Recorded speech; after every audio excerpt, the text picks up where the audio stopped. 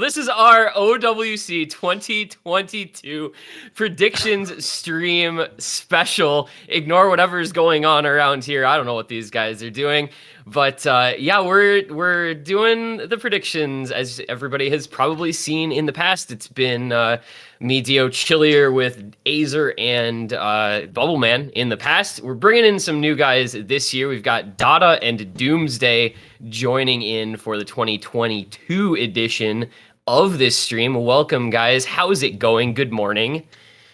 Good morning. It's been good. I'm glad to be on. It's I've been watching it for the last few times, and I'm excited to actually be on one. Can't wait to make a fool of myself with all this. I think that's what happens every year. There's some sort of hot take that does not age well. Cough, cough, Dio, Chile 2021. Dio? Cannot wait to predict Chile top 6 again this year without intercambing Matthew or Daniel. Cannot wait to mirror it Montenegro, like everyone. Yeah, exactly. Dio's takes were so hot last year. We made his mic transparent this year. That's how not allowed he is to be here. Yeah. We have to make sure that something Dio says is ridiculous and ages like milk. Yeah. So for anybody who hasn't been around for the last couple of years, how this is going to work, we go through all of the teams that are going to be participating in OWC 2022 from A to Z, from Argentina to, is it Vietnam, I believe is the last team. Yeah. We talk about the team, we talk about their roster, we talk about our expectations, we make a prediction, it shows up there under our name, and it goes into the overall tier.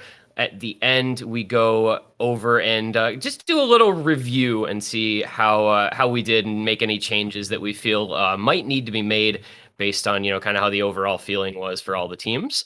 But we've got a really competitive iteration this year. I think OWC, especially going, this year and going forward, looks like a lot of the teams have gotten really good and have gotten a lot closer together. So it should be a very feisty and very good year for predictions, I think. Anything I'm forgetting, guys, that we need people to know? I think that's everything. I think that's it. I think it's pretty simple. Yeah, that covers that covers all the bases. So, with no further ado, we're gonna get started with the OWC 2022 predictions with team number 1, which is gonna be Argentina, as the first squad going up on the board. So Argentina making their return are 4 members, joined by 4 new members. They got 25th through 32nd last year. Their roster, Zaidan, Amuro, Richo, Zeta, all from last year. They're replacing 4 of their really good players, actually, with Bomilk, Gaston, GL, Julian Kala, and Rudes. They've qualified the last 2 years, and they got 33rd in 2019. So they're a team that qualifies, but usually doesn't have a super, super high skill cap. What is our thoughts on our first team, Argentina, here, guys? You see them every year, don't you? Usually. Around about qualifying, but then losing 2 or maybe winning 1 every year. This year, though, with the competition down, especially, maybe 16 to 32, I think it's going to be tricky, I'm not sure about this year for Argentina. This is a tough one. They've had some internal drama over the people who've left. I'm not sure if this is super public, but they restructured their roster, and they had this whole people kind of blocking each other off of playing tryouts and stuff. It was it was kind of nasty. Yeah, they're missing a lot of good players this year. No Emiru Ikanu, no Slowburn, no Penguo, and no Lexalia, looks like, as well. So 4 big names that are just not coming back this year, which is an absolute slap in the face to them, especially with some of them being kind of on the higher end of their roster. Obviously getting players like Julian Kala back and Gaston GL and even Bomilk, but some players that you don't see quite as often anymore, and Argentina, I think, has been kind of slowly fading out a bit over the years, and has less active tournament players, I feel like, every time we kind of come back to them, which is slightly concerning. Yeah. On the plus side, I think Julian Kala and Gaston GL in particular are pretty good. But on the minus side, I pretty much agree with Doomsday that, like, with the level of competition going up this year, especially at the lower ends, if your roster is getting worse and you were already a qualify but go 0-2 team last year, I don't think you qualify this year. So I also have them DMQ. I am not sure when it will update, but I also have them DMQ. I have to agree with Dooms. Yeah, I think it's kind of got to be DNQ here, unfortunately. I wouldn't be surprised if they qualified, because I do think they're like right on that edge. They're not one of those like, oh, this team has zero chance. But I think, like you said, for teams that were on the kind of brink last year, it's not going to be good enough this year if they didn't improve. So they're like super, super right on the edge, but I think they're on the wrong side, unfortunately, of the edge. Yeah, for I don't sure. know, like 33 to 36, Yeah, I'm guessing. Yeah. Go back to 2019 where they got 33rd and be the tragedy like New Zealand last year, where it's like just that close. Yeah. Maybe Julian Kala hard carries them. I don't know. That's like the one hope that they have, I feel like, because that guy's been absolutely popping off in tons of different tournaments, mostly rank restricted tournaments. But he's been like the star player for lots of teams in 1K throughout the year. So like can certainly carry, but yeah. The big tourney player that I recognize and think is going to be like the standout for Argentina this year is Zidane. He's very good, very underrated, and he used to be named Emiru Ikuno Chu. You might remember him with that name. And he's always been pretty solid. He's had a pretty all round kind of skill set. Amuro also like the HDHR like ACK person, very omnipresent on leaderboards and stuff like that. Like I think they don't make it, but very very slightly. Like maybe 33rd, 34th. Yeah. Well, yeah, I think pretty much in agreement there. Then it's just it's a DNQ with if they have like their best day ever, they could qualify, but it's not the most hopeful thing. so looks like Argentina starting off in DNQ. Keep in mind, if you guys haven't watched this before, we will go through really quickly, do all these placements, get everyone voted in on kind of where we think an average of where the country goes. We will go back after we have gone through all of the countries and rearrange a few of them if we think certain slots are, you know, more catered towards something or not, which is why we have multiple flags that can be put in multiple areas. Obviously, we're only going to have one first place team. There's probably going to be 2 to 3 teams in there when we first go through. So keep in mind. Yeah, like this stuff can set. Yeah, this stuff can change a decent amount on the kind of second pass through at the end. So nothing is final, but well, some will probably be final, but a lot won't be. Some will be final. I think there's a few that, unfortunately, as much as it pains me to say it, will be pretty final. But yeah, I think the next team we have coming up is gonna have a little bit more of a not final type beat to it. It's Australia. Yeah. Australia is a toughie, man. So Australia keeps 6 members from 2021. They keep Vivace Dumi, Jordan LR7, Milo Milkshake, Emrek, and Suffix.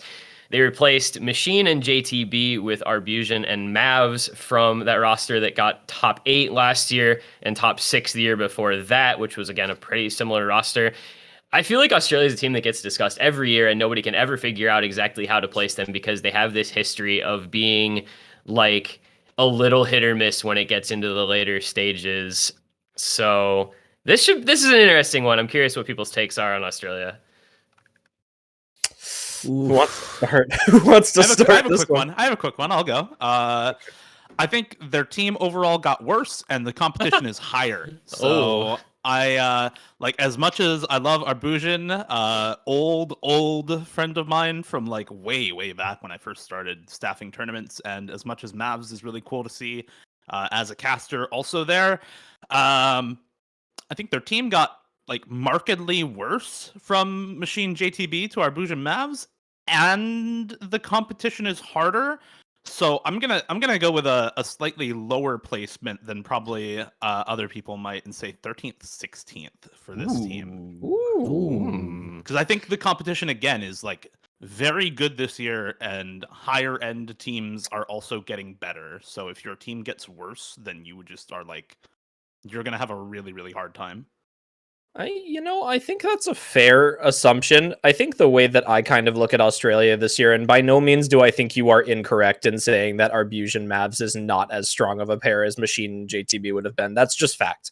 While they're not maybe the two best players on the Australian team, they are at the top end of their available roster and are going to be really important for the depth of the Australian team this year that they're not going to have quite as much of. Obviously, they still have the staples on their team. Players like Vivace have been getting significantly better at the game. You still have players like Emrek and even, Doomy on here who have been playing for a little while, especially Doomy.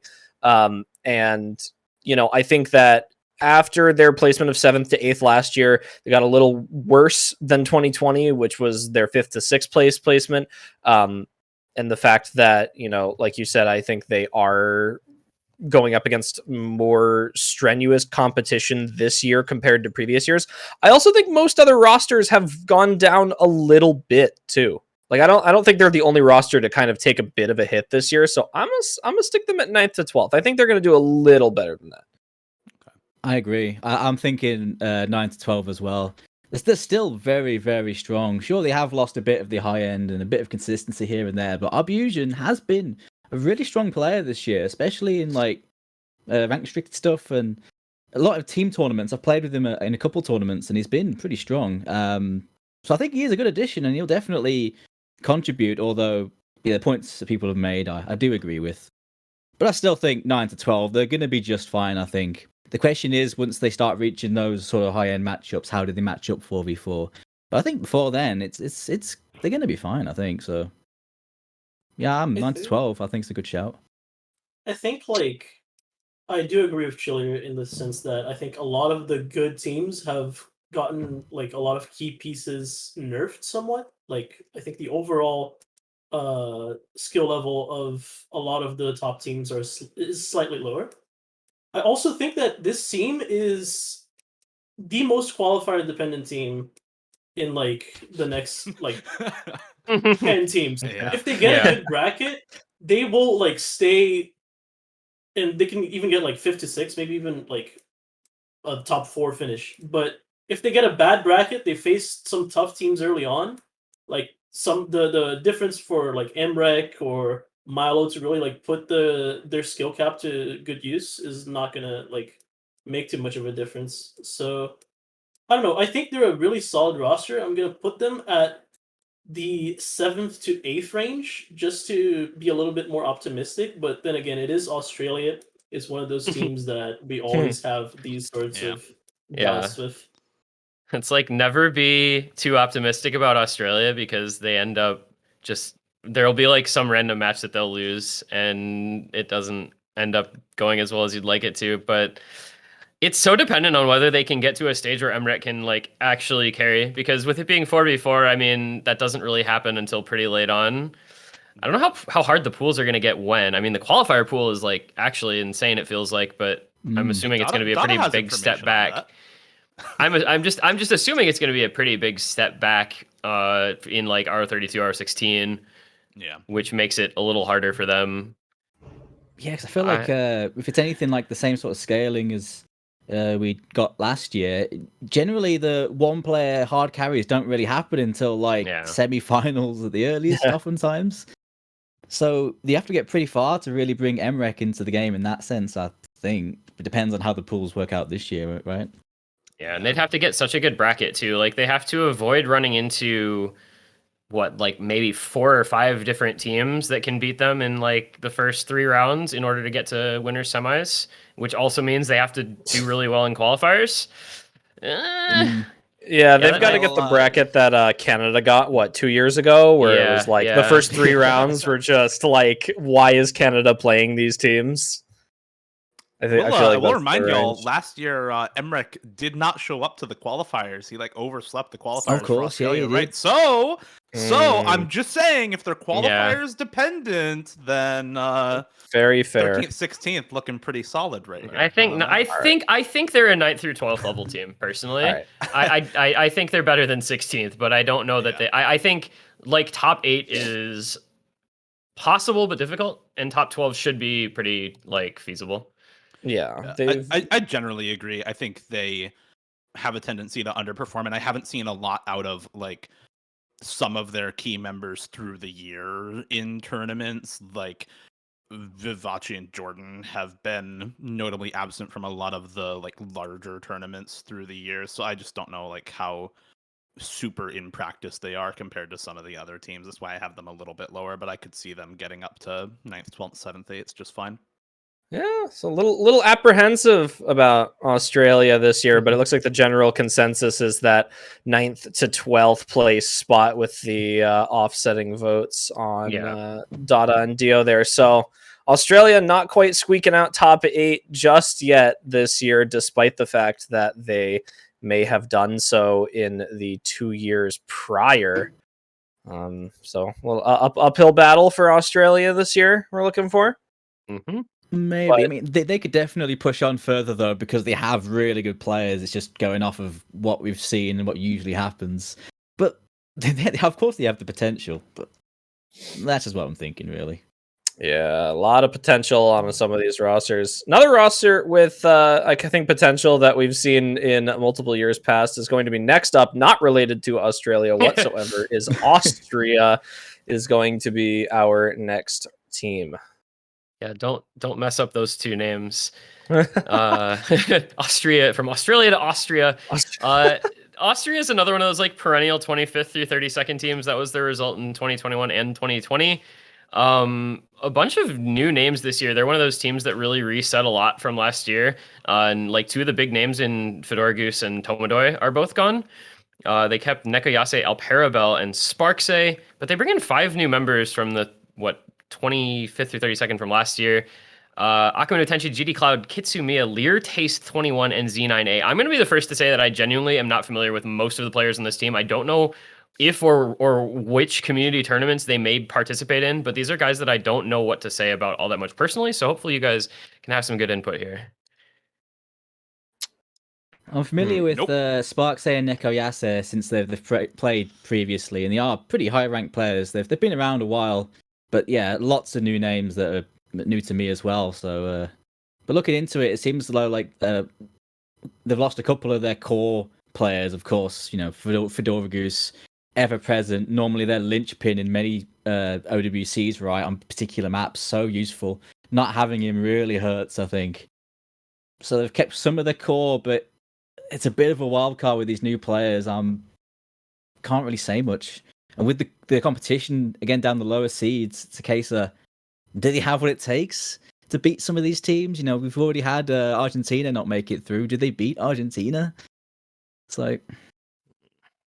I think they're at a similar spot to Argentina, where they've been like, I mean, literally, if you qualify 29th, 30th, like, that's one player on one run in qualifiers basically away from not qualifying, right? I mean, that's a couple 100,000 points maybe here and there on your qualifier maps away from not making it in.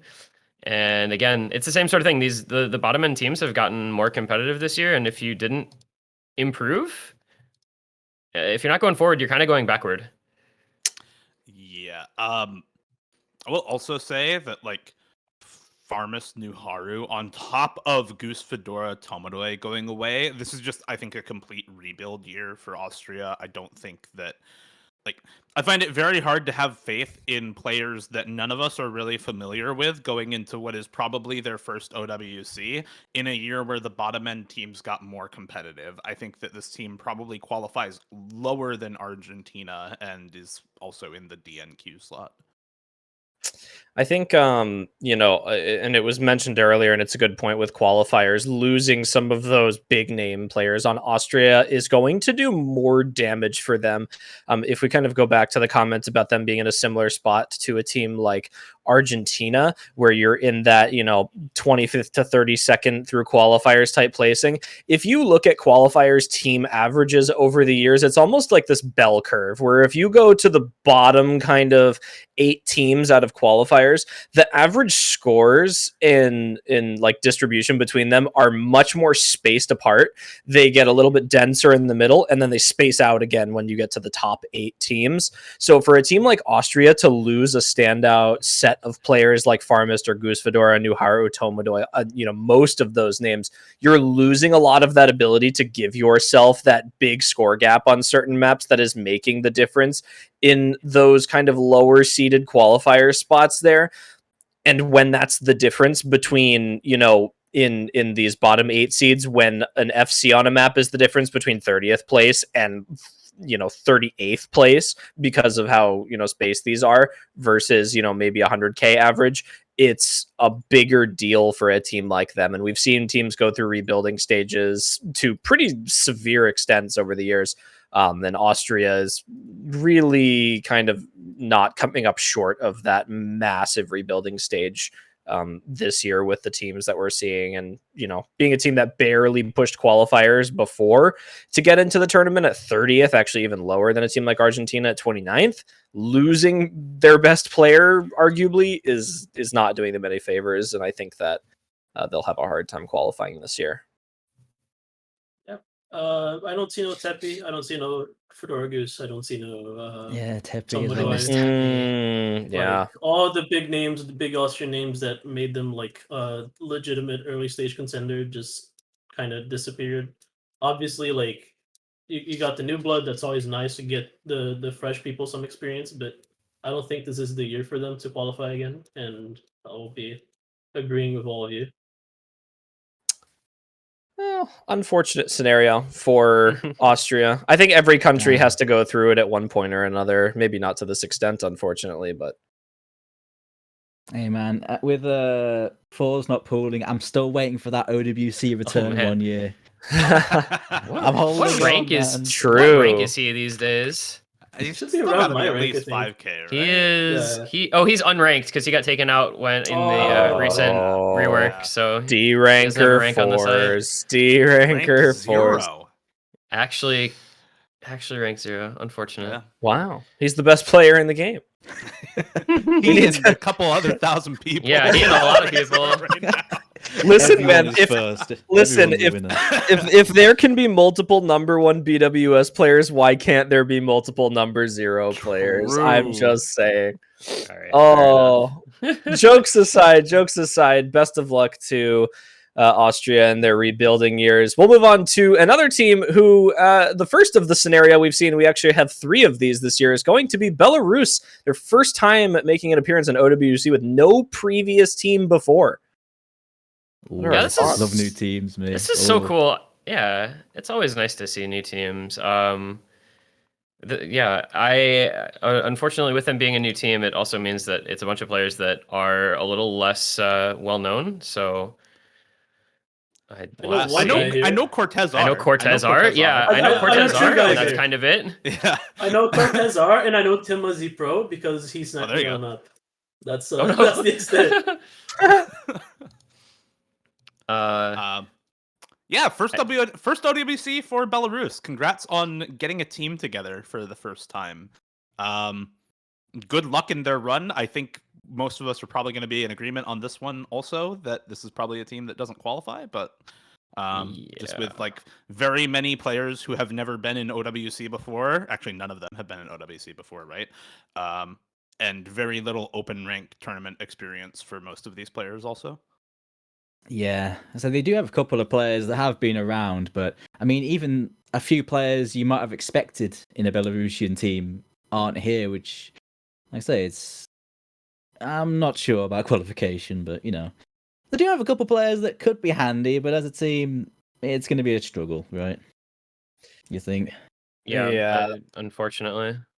I mean, I'm trying to find like any redeeming factor for them on this roster, but they really don't have a lot of they're like super, super good players. They definitely do have some. And if you're around the tournament scene at all, you've probably most likely seen either Cortez R or Temazi Pro.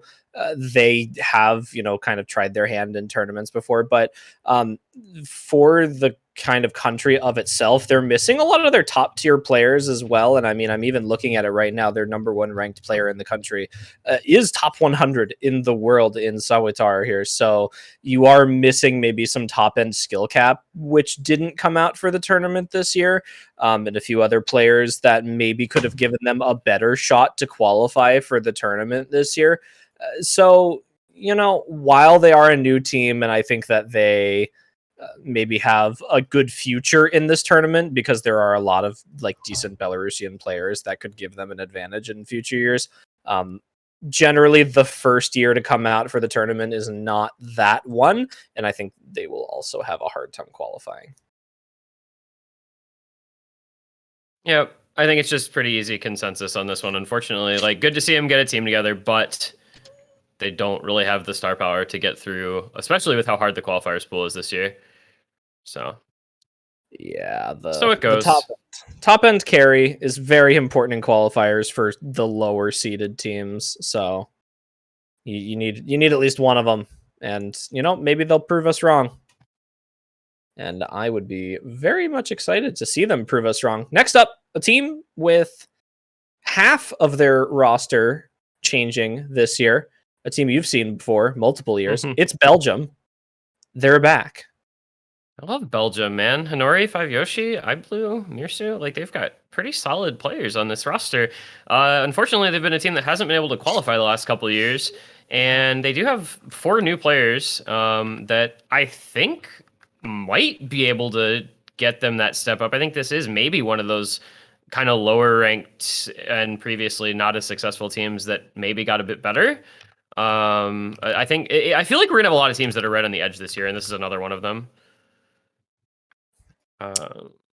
This is like again, I don't know, is it 25-32 or is it DNQ? It's probably DNQ again, unfortunately, because the pool is so hard. I don't know that they have a top end player for the pool, but I'd have to go back to the 2019 roster and see like just how much different that was from what they have now, because that was the last time they qualified. 2018, Honori, Sven, Owarai, Zen, Five Yoshi, F Blade, Yoda, Meta B, and Steen. That's a decent team. But is it a better team? Is it a better team than this is right here is the question, at least relatively to. I do think this is a pretty decent improvement, especially because they have a couple players added that are pretty versatile and pretty good this year. Adding Hexakey, I think, is a really good addition. He's been doing pretty well in tournaments this year. Mornis as well has impressed me. I think this is a definite improvement in a few areas, and I think they have a couple of individuals that will be pretty good linchpins, and I do think they might have enough to just about squeeze in. I am thinking they might qualify. Maybe quite close, but yeah. I'm feeling it this year, to be honest. Yeah, I think this is one of the, like, we've talked a lot about, okay, well, the lower end teams are getting better. The competition is getting higher. Where is that coming from? Because we've already seen Austria and Argentina have downgrades to their rosters, right? So I think this is one of the teams that had an upgrade to their roster, has the potential to qualify. And given that some of the other teams, like we talked about with Argentina, are probably not qualifying this year, I think that gives room for a team like Belgium to actually make it in this year. I would put myself kind of in the same spot. I'm generally a believer in teams more than I am, kind of someone who pushes teams to do worse. I think, I voted Germany to win last year in like long shot predictions here, which, kind of goes through. And I think Belgium is a team that, while I am completely unbiased in choosing to qualify for this tournament because I have several friends on this roster, I would definitely say that I I say that for only the reason of I think they have improved over the previous year. I think a lot of them used to be very good in tournaments, maybe took a step back for a little while and have now started to get back into the swing of things. And this roster is stronger than they were last year. Qualifying in 41st, not qualifying rather in 41st is not a super good look for them. Again, they've been going downhill since 2019 was the last time they qualified. 2020, 36, 2021, they went down even further. I think this is their chance to kind of make that comeback, and it's going to be in pretty close fashion. If I would guess. Yeah, I think some of the existing players have improved as well. Joshi and Hanori have improved quite a bit this year. Yeah, I'm pretty confident in that one actually. We'll see. We'll see. I'm gonna be the sole downer here. Oh, I love Belgium. I have a lot of friends in the Belgian team. I love the guys. They're really cool. I wish them all the best, and I want them to qualify. But like something just doesn't seem right to me. Like I don't He's think got the a feeling. Belgian team. He's got a I feeling. don't think the Belgian team has ever been like a high skill cap team, and the qualifier pools have only been getting harder. So That's true. when you see that, when you consider that, I think that their expected placement has to change a little bit. And like I don't see any person in the Belgian team who's like a really high skill cap guy who can really just pull in like 1 or 2 FCs that would get them over the hump there. So sadly, it pains me to do so, but I think I'm gonna be the sole one to say that they do not qualify.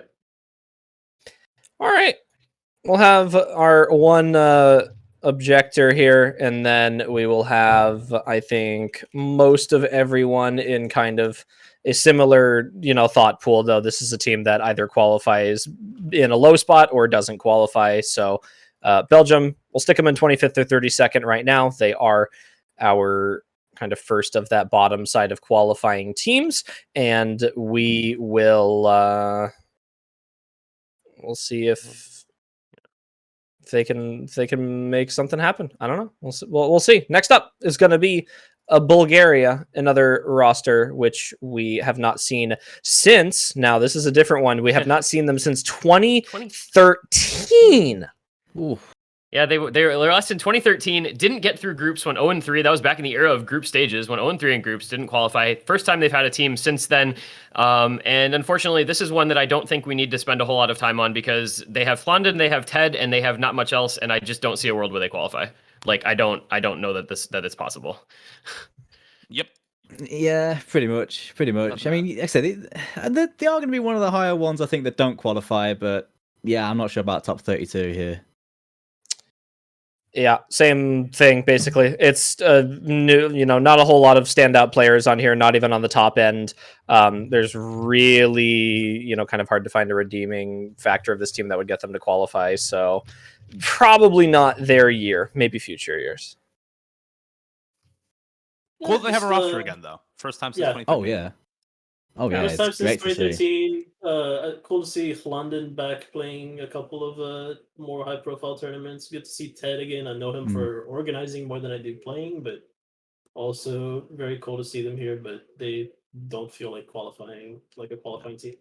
Yep. So unfortunate. We will see them after qualifiers, see how they do. But for now, they will be a non-qualifying team. Best of luck to them. Next up, a team that maybe needs a little bit more discussion than this one. We have Team Brazil. Some very big changes for them this year. Maybe Dada wants to start us off on this one. This is a Dada angle for sure. Okay, so this is as much of a rebuilding year as you're going to get for Brazil. You see no Mauzizi, which has been a titan of OWC for the last, 7 years maybe. You see no Mistia, you see no Nissan. Like, Korean, still very good. Defon's very good. Ex-Kirito, infamous, but still, a extremely solid player. Zubs, etc. But, I don't think that their 4 that they have as, their core roster is going to be as good as they had before. It's probably not even going to be in the same ballpark. But, it's good that they're integrating a lot of these new players into the OWC team because I think a lot of them have some good potential. HTTD. Like he's very, very good. I'm excited to see how he does in this tournament. Vitterskoll, like this is his first time like playing any like big tournament like internationally, and you have some familiar names like Czechia who have dabbled around in tournaments here and there. Zubs, very very famous player. Kirito, again famous in the wrong way, and then Korean, the Fawns. Yeah. Personally, I think, like, as far as my bias is concerned, I slightly overrate the scene probably, but I think that this is a 9th to 12th roster this year. That's interesting. They haven't actually, over the past 3 years, they've like skirted around. They went 13th, 16th last year, and the 2 years before that, they went top 8, top 6. So like they haven't actually finished in the 9th to 12th slot, but it kind of seems reasonable based on those results and the changes this year. I think it's reasonable to go 9th through 12th or 13th through 16th, like it's like in that range.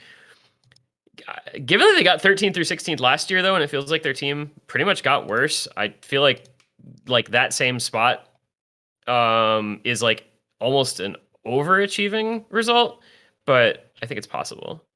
Yeah, I think one thing is like last year, it seemed like they kind of didn't perform as you would usually expect them to. It seems like the roster last year kind of underperformed in the tournament from what I remember of seeing Brazil. So I feel like the 13th, 16th is maybe like a little bit worse than the roster could have done. But like you said, the roster got worse overall. It's a rebuilding year. So I think 13th to 16th also makes a lot of sense because like if the roster performs as you expect them to this year, they're probably placing about the same. And they didn't get that much worse, right? The players who actually are coming in as replacements in Zubs and Checha in particular are also really, really good tournament players. So I don't think this roster got that much worse despite it being a rebuilding year, but I do feel like they still don't place any better than they did last year. Oh, it's a tricky one, man. It's a tricky one because I'm not going to lie. I was looking at all the teams in and I was putting these guys 17 to 24 against some of the other teams. They are very good, but I feel like they're missing that one linchpin. But I suppose early game, they do have enough power through players like Karian Maluko. If Zubs can channel it, because isn't Zubs Tusk, who was very good, and he's back, so he's a good addition. But like I say, I'm not sure. I almost want to put them lower than 13, 16, but it's I'm kind of leaning towards 13 to 16 now. I'm hearing you guys talk about it.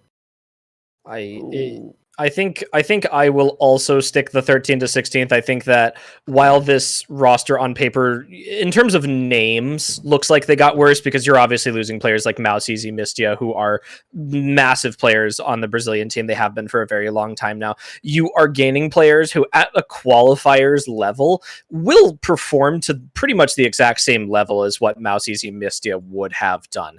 Zubs and Checha are two extremely skilled players. Either HCD or Vitor Skull will show up to matches. And Sanjulo Torneo? Yeah, Sanjulo just a slight Torneo? listen. He showed up sometimes, but not all the time. So having a player who's willing to show up, for most stuff is probably going to be good for them, at least in terms of team synergy and of the work. So I don't think this team got any worse. I think this team has pretty much kind of rode the line into their rebuilding year, which is much better than a lot of other teams riding rebuilding years can say about themselves, just because of the depth of the Brazilian community to begin with. So they had a lot to work with. Obviously, certain players have gotten better as well. I personally think Korean has gotten much better at tournaments over the past year. I think Defons has stayed exactly the same as he always has, which is really good at the game. Interested to see Kirito. He hasn't really played a tournament of this rank range in a very long time. So maybe hoping he's able to kind of keep up with the skill cap of this one, but we'll see about them, but it's looking like a 13 to 16th angle for Brazil this year. Very cool. I think they just repeat their result from last year at best. Seems fair. Yep. Seems fair. Brazil, well, best of luck to them. They'll see what they can do this year. Qualified in 16th, just barely made it. See if they're able to do that again. Next up is a team that needs no special introduction. It is Team Canada, our first of the top 8 teams to be shown here on the seedings, obviously placed in second from qualifiers last year and was the third place team in the tournament overall. Oh, Canada. They are Canada's still very good. Canada's better this year. Canada's better this year. Yeah. I think I they agree. they legitimately are a threat for top one. They kept most of their core roster from last year. Players on their team have gotten better. They added Ryuke, who is like the highest or second highest skill cap player in the country alongside Zudinator, I would argue. And Saryi, who can play a lot of different stuff for this team. I think this team contests top 3, top 2. There's people out there who are saying they're going to win. I don't know about all that, but I think top 3 is extremely reasonable for them this year. And I'm just going to go ahead and do that right away. Totally because agree. I think there's 2 teams that I have in mind that they don't beat, but they can on their best day. And everybody else they win against. Mm-hmm. Yeah. So I'm moving to Canada in October here at the end of the month. So I'm going to put them in second at the very least. That's my whole reasoning, and I will not elaborate. That's fair. No, that's fine. That's fine. No, I mostly agree with what TNG said. Their roster got better. They added Ryuke. I also have questions about Germany this year with some of the players that they added. So I think Germany is like kind of a question mark this year, as opposed to previous years being like the guaranteed number 2. I think South Korea is like not any stronger than last year at the very least. So I think their main 2 competitors for that number 2 spot are gone, or at least not quite as strong as they usually would be. I don't think they beat USA, unfortunately. I don't think anybody beats USA this year, to be clear. But yeah, I think this team is really good. Canada number 2, baby. How do I word this? Let's Chillier and Dada both think they beat USA. That's basically let's what see. this comes down Let's to. all right. Listen. I am. It's very obvious. I have no bias towards the U.S. besides the fact that I live here, and I have played tournaments with at least half of the current OWC roster, either with or against this team. And every single year for the past 2 years, I've come into here and I have to put one team above the United States purely because it is an interesting thing to see if a team is able to kind of take them down after the run that they've had. This is the first year where I have put a team over the United States, not because I think it would be fun if they would beat the United States, but because I think they have a legitimate chance of beating the United States this year. I think Canada had a very strong roster last year, obviously placed third in the tournament. They looked very good. They took losses to Germany and South Korea. South Korea, who had literally the match of their lives, and Germany, who was an absolutely outstanding team last year. They have gotten better this year. I have nothing against Emmy or Vespirit, who are no longer on the roster this year. Ryuke and Saryi are just better than those 2 players. Ryan was the Zudinator of Canada before everyone started to kind of put Zudi as the best player in Canada by an absolute long shot that she is now. Ryan was simply just the best player in the country without contention in tournaments. He was just that good. And everyone else on this roster has made improvements from the previous year. And obviously you have a little bit more depth on the team with skill cap this year. Canada is the one team this year where I don't think I have any questions about their roster. I think between Germany and the United States, and especially a team like South Korea, who was up there last year, I have questions about the rosters. I have questions, not necessarily about how good they are, but how some of these players are going to perform in the OWC setting. There's a lot more pressure. These map pools are not so much more difficult than other pools, but when you're going up against players who are the top end of tournament players in every single country on these pools, it makes the experience completely different to play through this. So some of the new additions to those 2 rosters this year bring about more questions for me than Canada adding back somebody like Ryan, who we know plays well. So Canada was going to swipe it a little bit this year. Yeah. It's this core for Canada has always performed well up until the very end stages. They've always gotten either second or third in qualifying. They have always secured themselves a fairly consistently easy bracket because of that, because of their high seeds. And they've only added to the thing they've built over the last 2 or 3 years. Like, Zudinator has only gotten better, Xalis has only gotten better, Ryan, before quitting tournaments for like last year was basically just like Canada's version of the auto FC on speed and like tremendously high skill cap player. Like they have all of the pieces to make a run, and well, like you can argue, oh, the US still has Utami, the US still has Joel, the US still has Taquito. These players were also just as good, if not maybe better, especially Utami. But like Canada has a legit chance, and I think in this scenario where every other team, as Chillier said, every other team has questions, Canada is the safest bet in all of these. Like they have a core we've seen results from. So I'm gonna be doing the same thing. I'm gonna be boldly stating that Canada is. I'm picking Canada to win this year. I mean, good shout, but they no doubt. I think, with the exception of the obvious two that we're referring to, that they are the best of everyone else, and I can't see anyone else beating them, just because they are so good early and they've got they have a much stronger late game now, thanks to the additions of UK in there, and Sayus can help fill some gaps. And I totally agree with what you guys are saying. It's just a case of I can't see them beating Germany or USA, really. But they could, and the extra late game could be the next thing they need. I just couldn't see it though. Very cool. I think it comes down to them at this point going into the second slot, and we eventually get to discuss them probably against Germany. Based on what we've got here, we've got a couple first, a couple third, and a second. So it's like they average out to second, and we can discuss them one-on-one with those couple of teams when we get to them, because I think that seems pretty consensus at this point. Yeah, a lot of coulds for Canada this year, so they'll go into the second place slot based on everything. And I think we'll have some big contention between the top three teams like we do in previous years. Next up, it is going to be Switzerland. Yes, I know we're going in alphabetical order. Their country code is CH, not SW or something else. I do not know why. It doesn't make as much sense to me as it does to some people. They are a team that did not qualify last year. They did not qualify the 2 years prior. I'm not entirely sure what to say about this roster. There's not a whole lot to say. They have not really ever had a standout performance. So take that as you will. I don't mean anything bad by it. They just haven't. They just haven't had a performance. They just haven't had a performance. They were 43rd 2 years in a row, so this year they also get 42nd. 43rd twice in a row, 42nd twice in a row. I don't know. That'd be kind of aesthetic. Yeah, there's no names on this team, and they've never had any success. And I just like the fact that nobody knows anything about any of the players means that they're probably not participating in many big tournaments.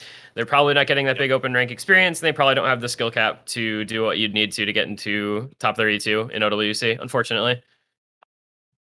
Very tragic. I believe I've seen Akani around play a few tournaments, but really that's the only name I'm familiar with. I think the only one I knew was Niven, who is no longer on the team anymore, actually. Niven, yeah. I've known two Swiss players. They were the real Lama HD, I think was his name, and then Marcel 7, which is in here, but I don't think they qualify. Not enough to carry them through qualifiers. Very unfortunate for them. So that is Switzerland. They will be going into the DNQ slot for this year to start. Next team up on the docket is going to be Team Chile, who have made some pretty serious changes. Some not good changes this year. I'm back again. Dio's favorite team. I'm back again with the fifth. Let's go. But do you have the same placement? This team got worse. I don't know if there's any easy way to say that, but this team got way worse. No, their three best members are all not participating for various reasons. And then some of the other members who were also staples of the team are not there, like Montenegro and TFGE. Zazrid was also fairly good. I think they have good replacements in Yuna and Mochaccino and Chalk Gamer and Unable. I don't know as much about Pancho. Santan I know is fairly good as well, but it's like what happened to Brazil times like 3 or 4 with this team. That said, obviously their placement last year was a bit of an underperformance. They just kind of collapsed in the second round. Nope, they were just never that good to begin with. Sorry, not sorry. Opinions to yourself, excuse you. Qualifiers team. Yeah, they had a very good qualifiers run last year. I don't know. That's this true. team is just like worse by a considerable margin. I'm thinking like they qualify and go 0-2 probably, if I have to be realistic about it. I'm not gonna have the 5th, 6th take. Can we look at the plethora of reasons why Chile has not had their like good players in here? So we have Daniel, which I think just kind of decided when Matthew was tourney banned that he wasn't going to be playing. We have Intercaming, who did the same thing and is now playtesting. You might have seen him on the Mapo showcase. We have Matthew, who was tourney banned for not taking matches seriously and playing with deliberately like imposed handicaps just because he didn't think he could win. We have Montenegro, who got restricted for cheating. We have TFGE, who got just kind of soft quit the game, and we have Zaxfried, who I don't know what happened. But like that is one hell of a collapse to see from like one single country, and I think a lot of it is to do with the Matthew situation. But like regardless of how you feel about that, you have to look that Chile is just not the same as they were last year. I think they still have good players like Gonza, still a very good prodigy. No 37, number 37.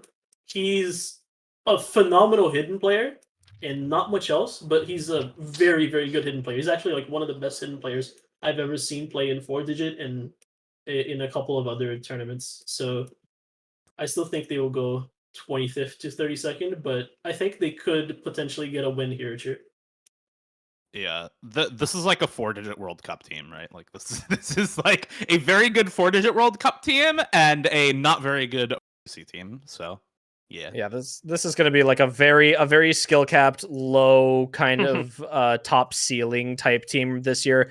Unfortunate for Chile. To summarize, TLDR, everything that Dada just said, everything that could have gone wrong for this team this year basically did. Which is unfortunate to see for them because I think they had a lot of potential to do really well in future years, given how their team was kind of trending upwards. Maybe for next year, they'll make some improvements, get some players back into the swing of things, and then, kind of bring back, if anything, that like intercamping Matthew pair. Maybe TFG decides to come back and then they look a little bit better. But for this year, 2020, 2019, they were 17th to 24th with a pretty decent roster that included some of those strong players. Last year, they had some stupid performance because their team was really cohesive and really good. And I think they kind of fall back to that bottom half of teams now. So I'm thinking the 25th to 32nd. Yep, definitely. It's unfortunate, but it happens. It is unfortunate. Chile, 25th to 32nd. Very best of luck to them with their rebuilding years. Next up is a team who has a little rebuilding, but not a whole lot, actually. They've gotten better from last year. It's Team China.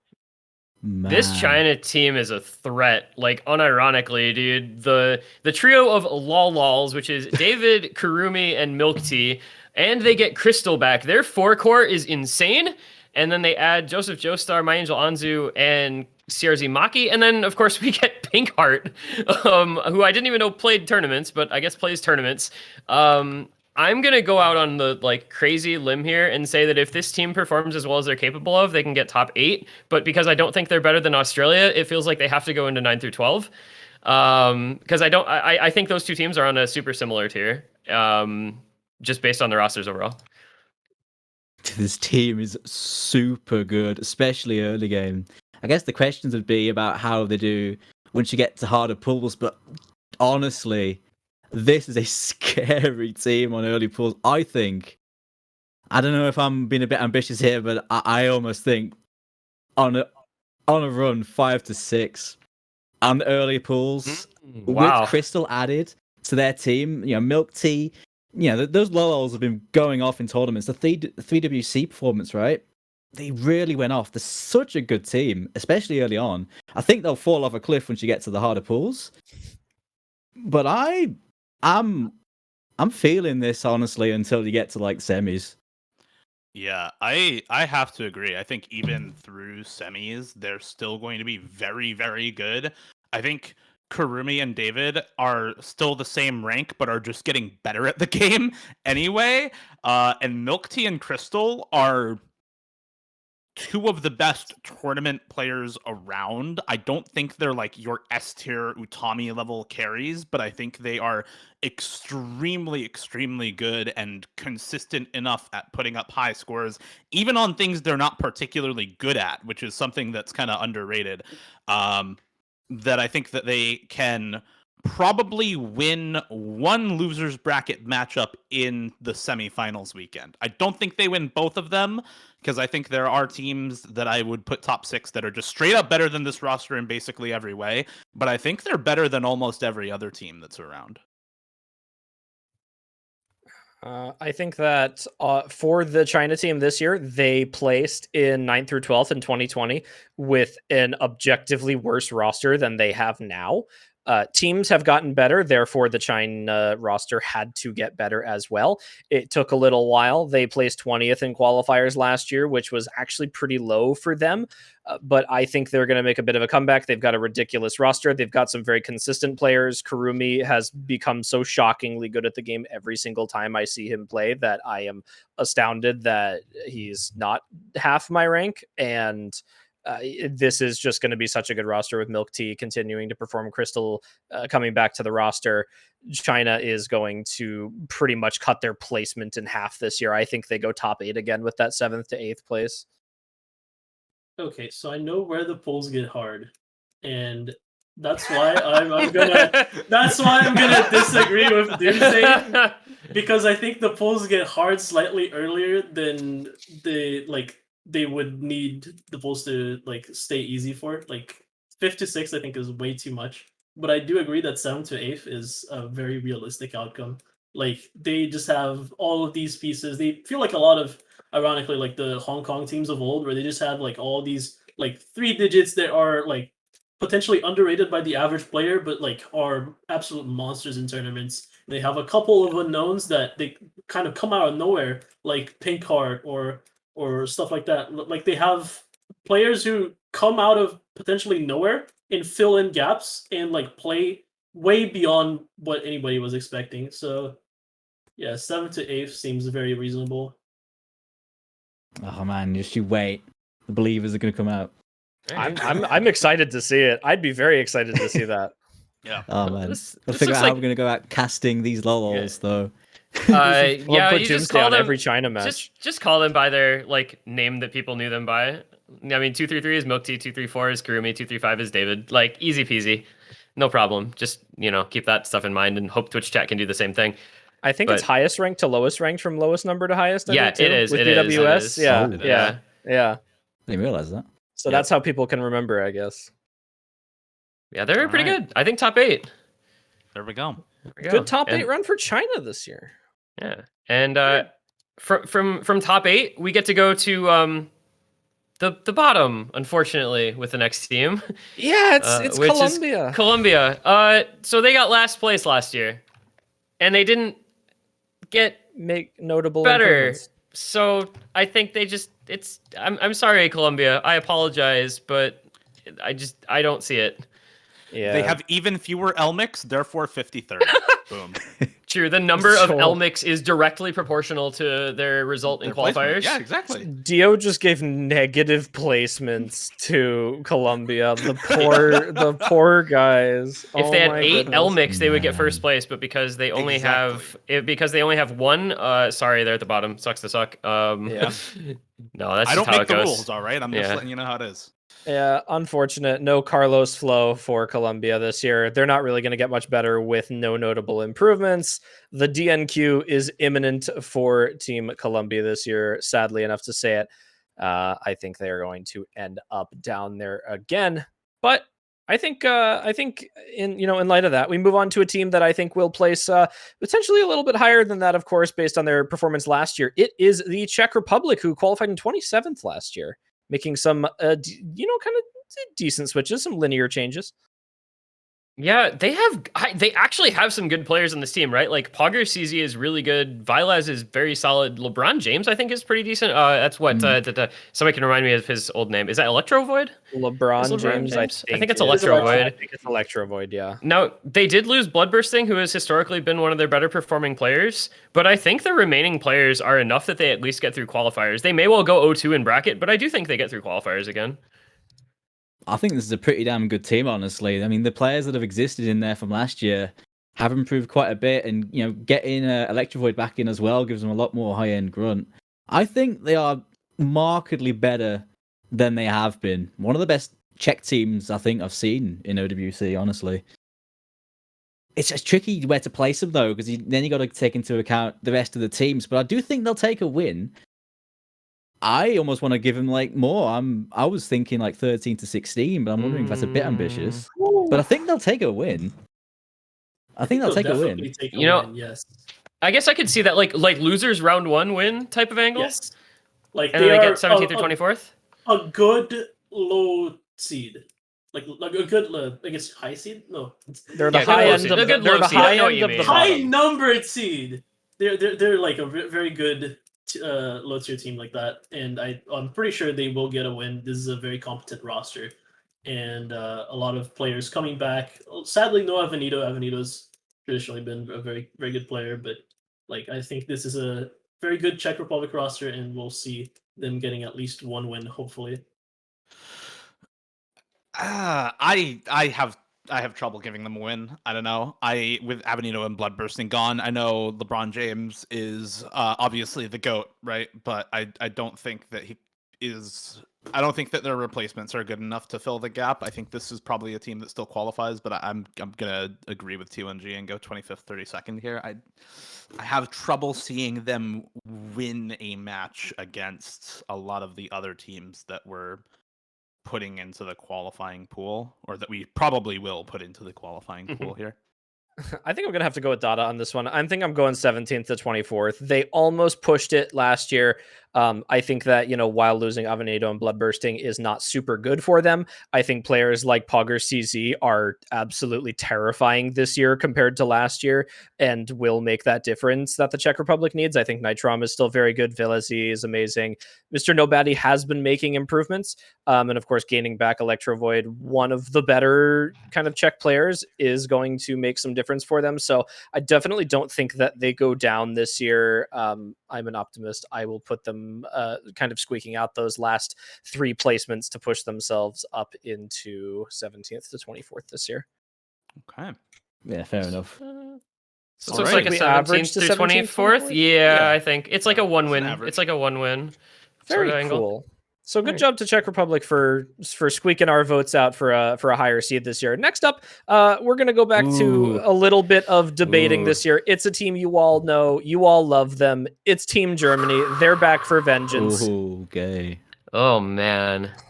Dude, this is such an interesting team this year, right? They got second the last 2 years. They kept several of their core members. They lose Dust Ice, which is obviously the huge loss. That's one of the biggest losses I think that any team could have. But they dropped White Cat for White Cat. But Kriller and White Cat are both playing so well. I mean they got to be top 3 again, just based on their core players. But there's some big changes on this roster that make it a little harder to predict how exactly they'll fare with, Aimbot Cohen or Forsen coming in, Shark coming in, Neox and Smarty coming back from the 2020 team, who both played really well. I mean, given that I gave Canada that 2-3 spot, they also get that 2-3 spot. And since we consensus Canada second, I guess it has to be Germany third. But those 2 teams will be a super close fight. this is a good Germany roster this year. I think that with all the switches they have, not having players like Dust Ice Ombre is definitely on paper a kind of decent loss for Germany, but they did gain back a lot of what they lost in those two players. Halo Watcher obviously has been a very big hard rock player for that team for a very long time. I think getting somebody back like Forzen or Neox who can play those aim styled maps is going to be a good replacement for that. They dropped KHZ for Shark this year. I love KHZ. I think Shark is just better KHZ when it comes to streams and maps of that sort. I think he's very consistent. He's proven himself to be one of the best German players in terms of that skill set. So he's certainly taking it back there. And like you mentioned, Smarty, who did not return for the 2021 roster from 2020, is now back. He actually won them a couple of maps, I think 1 or 2 maps in grand finals the year before. So good to see back maybe for some of that late stage skill cap on the gimme or hard rock stuff. Maybe he's rounded himself out a little bit more. It looks like he was the top tryout score for both weeks, if I was looking at it correctly. So Smarty is going to be a big player for them this year. And obviously dropping White Cat for White Cat is going to be good for them this year. Having him back is a big improvement for that roster. They definitely needed him. Yeah. I don't know. The big question for me about this roster and the reason I think Canada gets second over them is like Dust Dice for Forsen and Neox is back, which is so weird to me. Like Neox has put in less than 1,600 play count this entire year. He has 20 play count from July through September for the last 3 months, right? Like this guy has not touched the game in 3 months, basically. I'm a bit confused. So I just have questions. And for a team like Canada, where I have no questions, I think they probably do better. I think this team is still good enough that even if Neox is a bit of a question mark, then they still probably beat like Poland and Romania and South Korea. I think those are the other 3 teams that I'm looking at who are like top 6 this year. I think they still beat all of those teams, even if Neox is a bit of a question mark. And Aimbot Cone is like inexperienced with OWC in particular and the pressure that being on the final stage or grand final stage brings. But I mean, the rest of the team is so good that I don't think it matters too much at that point. Honestly, I think for me, the questions are, how will Aimbot Cone deal with OWC, and will Neox get himself match fit? But honestly, I do think that by the time it reaches the point where it matters whether Neox is match fit, e.g. when you get to those late game speed picks, I think he'll be in a good spot by then. And I'm sort of going off of the copium of Neox the last year he played, where he bossed the grand finals picks. He destroyed the maps he played in grand finals. And if he can get to that spot again, I think, honestly, the inclusion is totally understandable.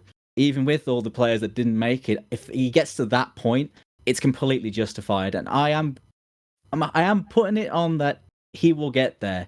And the rest of this team is so good. Shark has been fantastic. Smarty's back on form.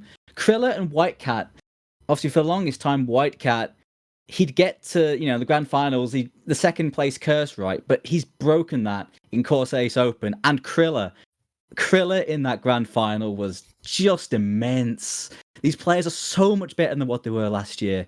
And honestly, I've put them second. That was a last-minute decision. I had them first, and I'm still not 100% sure. I believe in this team, man. The question marks, Neox and Aimbot Cone, and I think they're going to be answered by the time it matters. I believe in this team. Really do. All I'm gonna say is that they could for sure get second or even first, but the probability in my head that they do that with the doubts I have of their players, and like knowing their tryouts, knowing like a little bit of the drama that happened with like stuff like Umbre getting a good tryout score and not being put on the team, like it's interesting. I think that their team has gotten they haven't gotten better, but they haven't gotten worse. Like despite losing Dustus, despite losing Hallow, despite losing KHD, like they have not gotten any worse, which is always good. It's a good thing even for the future. But like I just don't see them getting first. I definitely see them getting second, but because of like the way I have the bracket set up in my head, I think that they have a little bit of a worse time in qualifying, which leads them to have a tougher bracket, which leads them to get third place. Actually, you know what? Sod it. He's putting him believe. I sod first. it. I'm putting him He's putting him first. That's it. That's Give it. faith. I'm thinking about it. I'm thinking, you know what? I'm going for it. I believe in this team, man. This is such a good squad, and the players involved that played last year have improved. And of course, we haven't even mentioned about Rising, but dude, Rising makes it every year and always performs. This team is so good, and I guess it depends on how the new US players come into the roster, and I imagine that's going to be a tight one once we get to it. But you know, first, sod it. I believe.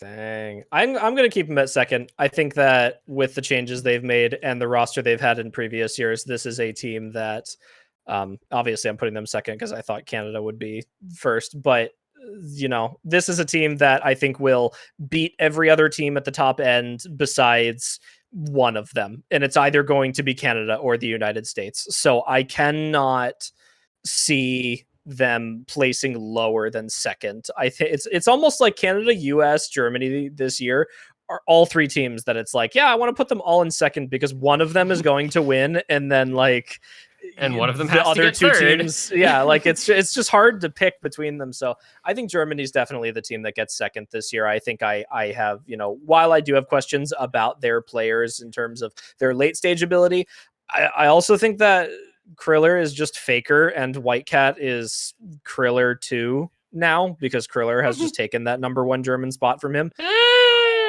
In tournaments, man, he's been looking pretty damn good.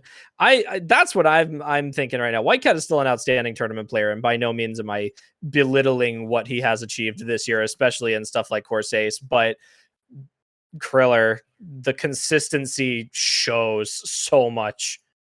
And it turns heads. So I think I'm going to put them in second. But where does that leave us on an average? Does that leave us third average, I think? It looks like. I think Looks like it third is, average. yeah. Yeah, I think third is average. So it looks like Germany's going to stick in third for now, maybe push their way up to a different slot later with our debates at the end. But after a very long discussion, Germany, third place for now.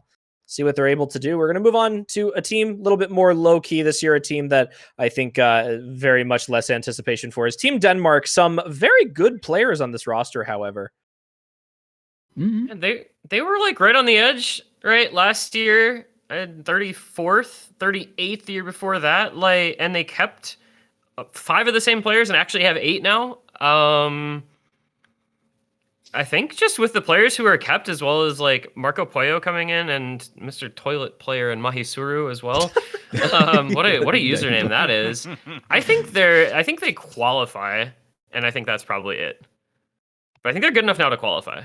Yeah, they do qualify. Also, I want to just point out that Ayame Lover is previously known as Cat Burger, which is an extremely been good playing player. really well. Like they Cat have solid pieces everywhere. I think they could even be one of those Czech Republic like teams where I think they get 1 win. Like they're in that like higher tier of the lower teams.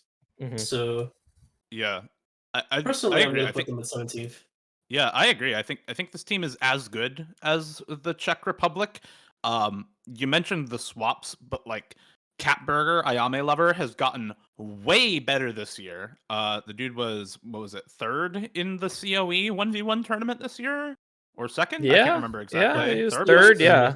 Yeah, like these are good players, right? This is the team that barely didn't qualify last year. The last time they made it in was 2019, but I think this is their year. I think this is a good team. I think their players are a lot better.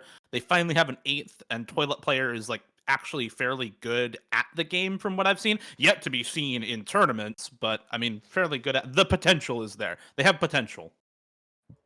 Yeah, I totally agree. Catburger has been really good. Polla has been really good this year as well. Vil was excellent multiple years. Last year he was fantastic. And I think him added to this team, which has improved pretty much across the board. Yeah, I think they're gonna comfortably qualify. And I think they'll definitely take 1 win, whether it's in the first round or second, probably in the losers bracket. Yeah, much better. I think Denmark will actually get a good run this time after a couple of disappointing years. I just wish we had seen an Albanian team form up so we could see both toilet player and the toilet. Oh, in the that's same yeah, WC. yeah. That would have been funny, dude. Get that matchup. Oh goodness. All right, so it looks like 17th to 24th for them this year in terms of averages. Very cool. Yeah, Good it's job. not unreasonable. Yeah. It's not unreasonable whatsoever. I think that the difference of that one win is going to be all of the world for them this year. And with the roster they have, it is entirely possible, only missing qualifiers by 2 placements. Next up is a team who has missed qualifiers last year by a significant amount more than they did in 2020 because of some certain missing players. They're back this year, however. It's Team Estonia. Yeah, Estonia got better again, right? They got way better. Sansit back. this year. They got Abyssal back. They have Boar still. They have Cedru, Revo. Like, this is a team that I would pick to qualify and potentially have an upset. I don't think they will, but they could potentially upset in the lower brackets for like 1 or 2 rounds. Because they just have like that one good carry player on the mechanics of this one. I'm not sure how he's like held up over the years. Like he's a little bit. He's still quite good. Yeah, he's still good. And Ansem is also like a phenomenal player, and all the others are quite solid as well. I will miss Eminem. Like that was one of the names of OWC. Great username. Yeah, but I do think that they will qualify. I think for sure, and they might upset, but I don't think they will. Yeah. I don't know. I think they can take a win. They have like the swaps this year are ridiculously good for them because they go from having like 2 relatively good players in Cedru and Revo to now having 4 relatively good players in Cedru, Revo, Ansynth, and Abyssal, which like that's a 4-man core, right? That's a 4-man core for subs. I think that they can win a match. Like even potentially win 2 matches and get to like losers bracket round 2 and then lose there, right? But I think, or lose bracket round 3 and lose there. But like I have faith. This is a good year for Estonia. well, Yeah, I think I remember that as well. Yeah, exactly what Dio said. Totally agree. Yeah. Well, very cool. Good year for Estonia. Decent lower end team again, right? Well, yeah. Well, I agree. Apart from that, I don't think they'll quite win a first game, but I think they'll qualify comfortably. I think it's going to be close. Asterisk. Yeah. Asterisk. I agree. Apart from the fact they're not going to win the game, but they'll make it close. I think because their team is pretty decent this year compared to last year, especially. Yeah. So good against those lower end teams. Estonia 25th to 32nd this year. See if they're able to take that one win that they're looking for. Next up, it is going to be Team Spain, another team with half of their roster changing this year in kind of a linear fashion again, I think. This is the team of the all caps spaced out characters. Like For real. Oh my gosh. These names are very good. They exude such an aura. But yeah, Antonio, obviously solid player, and Harmonia has been here for a billion years. Previously known as Rivenex Lucario, very good aim player. Vincente actually pretty good. Like this is a solid team for qualifying. I think they will qualify. I don't think they will do anything, but I do think they have some solid players to be consistent on and qualify in this qualifier pool. And that's basically it for me. I'm there with you. I think they made like these just like linear changes. They're not any better, so they're not. I don't think they win a match, but I do think they qualify again just based on the players who are still around and like the couple of additions that they made. I feel like this team is like for me on the edge of not qualifying also, right? Like they were 31st last year, so they barely got in. I can definitely see a world where without Hamburguesa Estopa, they just don't make it in, but Manola and Vicente are probably good enough for placements that they still make it. It's going to be close. It's going to be close. I'm going to go the negative direction on this one. I think Spain is a very good roster in previous years, good enough to qualify them for the tournament. They took 2 losses last year in a row. I will hand it to them that the teams that they played, they were going to lose to regardless. They had probably the 2 worst matchups they possibly could have had at the start of the tournament. I just don't know if the team has gotten better from last year to this year. They did not qualify in 2020. They barely qualified in 2021. They've lost players like Hideki and Hamburguesa, who were pretty good for their team last year. I don't know quite as much about some of these new Spain, players on this like bottom half of the roster here, but hopefully they can prove me wrong in my prediction right now. I would like to see them qualify again. I think that they, are a team that is kind of up and coming and have been for a little while. Their players are slowly getting better, but I think this is the year they fall back to kind of the 2020 roster, like just barely out of qualifiers, not quite enough to push themselves in. Yeah, that's true, I guess. There's some core members that aren't there, but I do still think they have enough ability to at least qualify. So yeah, I mean, I agree. They're about the same as what they were. But I guess maybe the lack of that, some of their core could, but I don't think it will cause an issue, really. I don't think they've gotten any worse. Yeah. So kind of linear for 25-32. Spain this year. Yeah, 25-32 for them. Yeah, not Good too job. bad. It's not bad for them. Next up is a team who's yikes. Goodness sakes. Team Woo! Finland is the definition of yikes this year. Unfortunately for them, this is they've taken some serious hits this year. So what happened to these guys, man? Like, Wait, when this probably update's military released? service. Finland has like notably strict military service thing where you have to just abandon what you're doing and like go do whatever. Like it's not always like actual military stuff, but you do have to like stop what you're doing and be employed basically. Oh. So like they lose Atarax, they lose Bolex, they lose Hades, they lose Excelli. Like they just lose all of like the core players, and all they get back really of the known people at least is Freezed, which is a solid player. He's been getting back to form recently. I think he's solid, but I think overall the team has gotten a lot worse from what we saw last year, where they had a decent run. Yeah, I know the roster is not showing up right now, so I'll just read it out for all I'm of you. working on it. I'm working on it. We're working on it. We know. Sure. We're working on it. Working on getting Finland in there. Team Finland is the one at streamer. There we go. Should be okay, good there now. we go. Good. All right, it is showing now. So you can see, 6 players replaced. Most Apparently, of them it's were actually pretty good. 5. Apparently, Oh, really? Hank Sully is a name change to Cad or Jad. Yeah, Jadzak? Jadzak, whatever it I is. should step in real quick. Jadzak, that's Kadzaks, and that's Kadzaks? actually Okay. Hank Selly. But Yeah, the rename was that's a what- revert. So Double it name doesn't change. show. Oh, that's why. Ah. Like, I manually went through and checked all of these, so I was like, "How did I miss that?" And that apparently is how, because it's a freaking revert. Yeah, it's a revert. Okay. Yeah. Okay. That's like Well- that's Hank Selly. So Changes to the names aside, I mean, this is still a pretty massive downgrade to this team. I think this is like enough of a downgrade where they don't qualify. Ataraxia, Bollix, Hades were arguably 3 of their best members last year, if not the best 3. And as good as Amazetic, Zipe, Freezed, and Hank Selly now Kadzaks are, I don't think those 4 are good enough to compete on this hard of a qualifiers pool with some of the other teams that we have in 25-32. Yeah, like Yeah, I think they have a over 50% chance of qualifying in my view, but they won't make it very far past that. So I mean, I hope they do. I think I love most Finnish players. They've always been really nice, really approachable. But again, like I think this is not the year for them.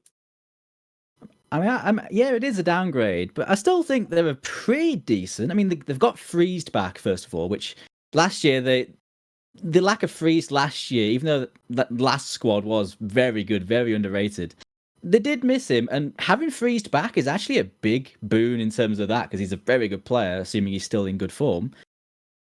I still think they're pretty decent, although I do agree it is they're not as good as they were, but I think they're still going to qualify pretty comfortably, honestly. They still have some very solid early game players, even though they are lacking some of that meat that they had last time. But I think they'll still be fine. Might be tricky in the matchups, though, but I think they'll do fine. And I think 17 to 24 isn't unrealistic, in my opinion. I don't know. I can see them qualifying. I cannot see them getting a win, but I can see them qualifying. Yeah. Yeah, like- I think I'm of the same mind here.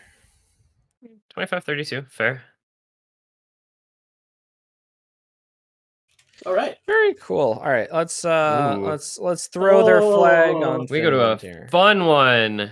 Ota. Fun one next. Ooh. Team France. Now this is a team that is really good this year. They got top 16 last year. They keep 5 of their best players. They bring in Flaste and Vroom, which is, if Fils is like anything close to how he's been able to play in the past, and if Vroom is the Vroom we know, and Flaste shows up the way he did in the French like 1v1 tournament, this is like legitimately a team that can contend top 6. I agree. This is a really good French team.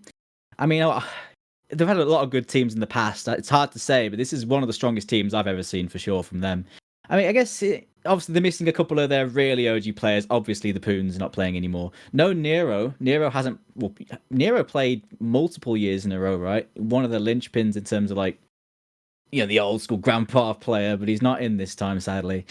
But they've brought in so many good players. Yes, if Fils Delama can do what he has done over the last few years and play really well there, massive addition. Vroom is just fantastic.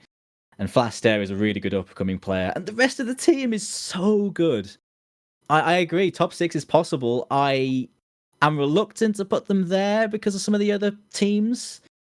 But 7 to 8, absolutely. Absolutely, 7 to 8. Yeah. Like traditionally France has always been like it's a team that's under-delivered throughout the years, but you have to like realize how much of that was like internal drama and how much of that was like actually player skill. Because a lot like the long-standing players that have always been there, like the Poon and Nero, have kind of left, and you have this pseudo new gen where these players have existed for a while but didn't want to get involved in the French WC team for one reason or another. Like I'm not going to address the elephant in the room, but yeah, they didn't want to get involved. So now they're back. Like Fils is back, Vroom is back. They have like a really solid roster. Ikoro's still there, Musty's still there. Musty's still as solid as solid as ever. Thunder is very good. Like names wise, this team is like I could even like potentially see like a top 4 run, but from what I've seen in the past, I'm grounding my expectations a little bit and putting them at 7 to 8 because Fils is like we haven't seen Fils in so long, and we haven't really seen how France works without Poon. Even though in theory, like Vroom and Flasty are up to par in replacements, but I'm skeptical but optimistic. Yeah, I'm gonna take the other route. I think that I think this team absolutely does contest for top 8, but I think there are like 2 other teams that I am looking at that can probably beat them and that I think will probably do a bit better, and those are Russia and Romania, and we'll get to them when we get to them. But like I think this is a team that absolutely contests top 8, but is potentially going to have a tough time making it in. And with the fact that we've already put China in top 8, I mean, I think this is a team that could easily get there, that could get top 6 on a good day. But give a good day to the opponents that they'll be facing to get into top 8, and it might turn out differently.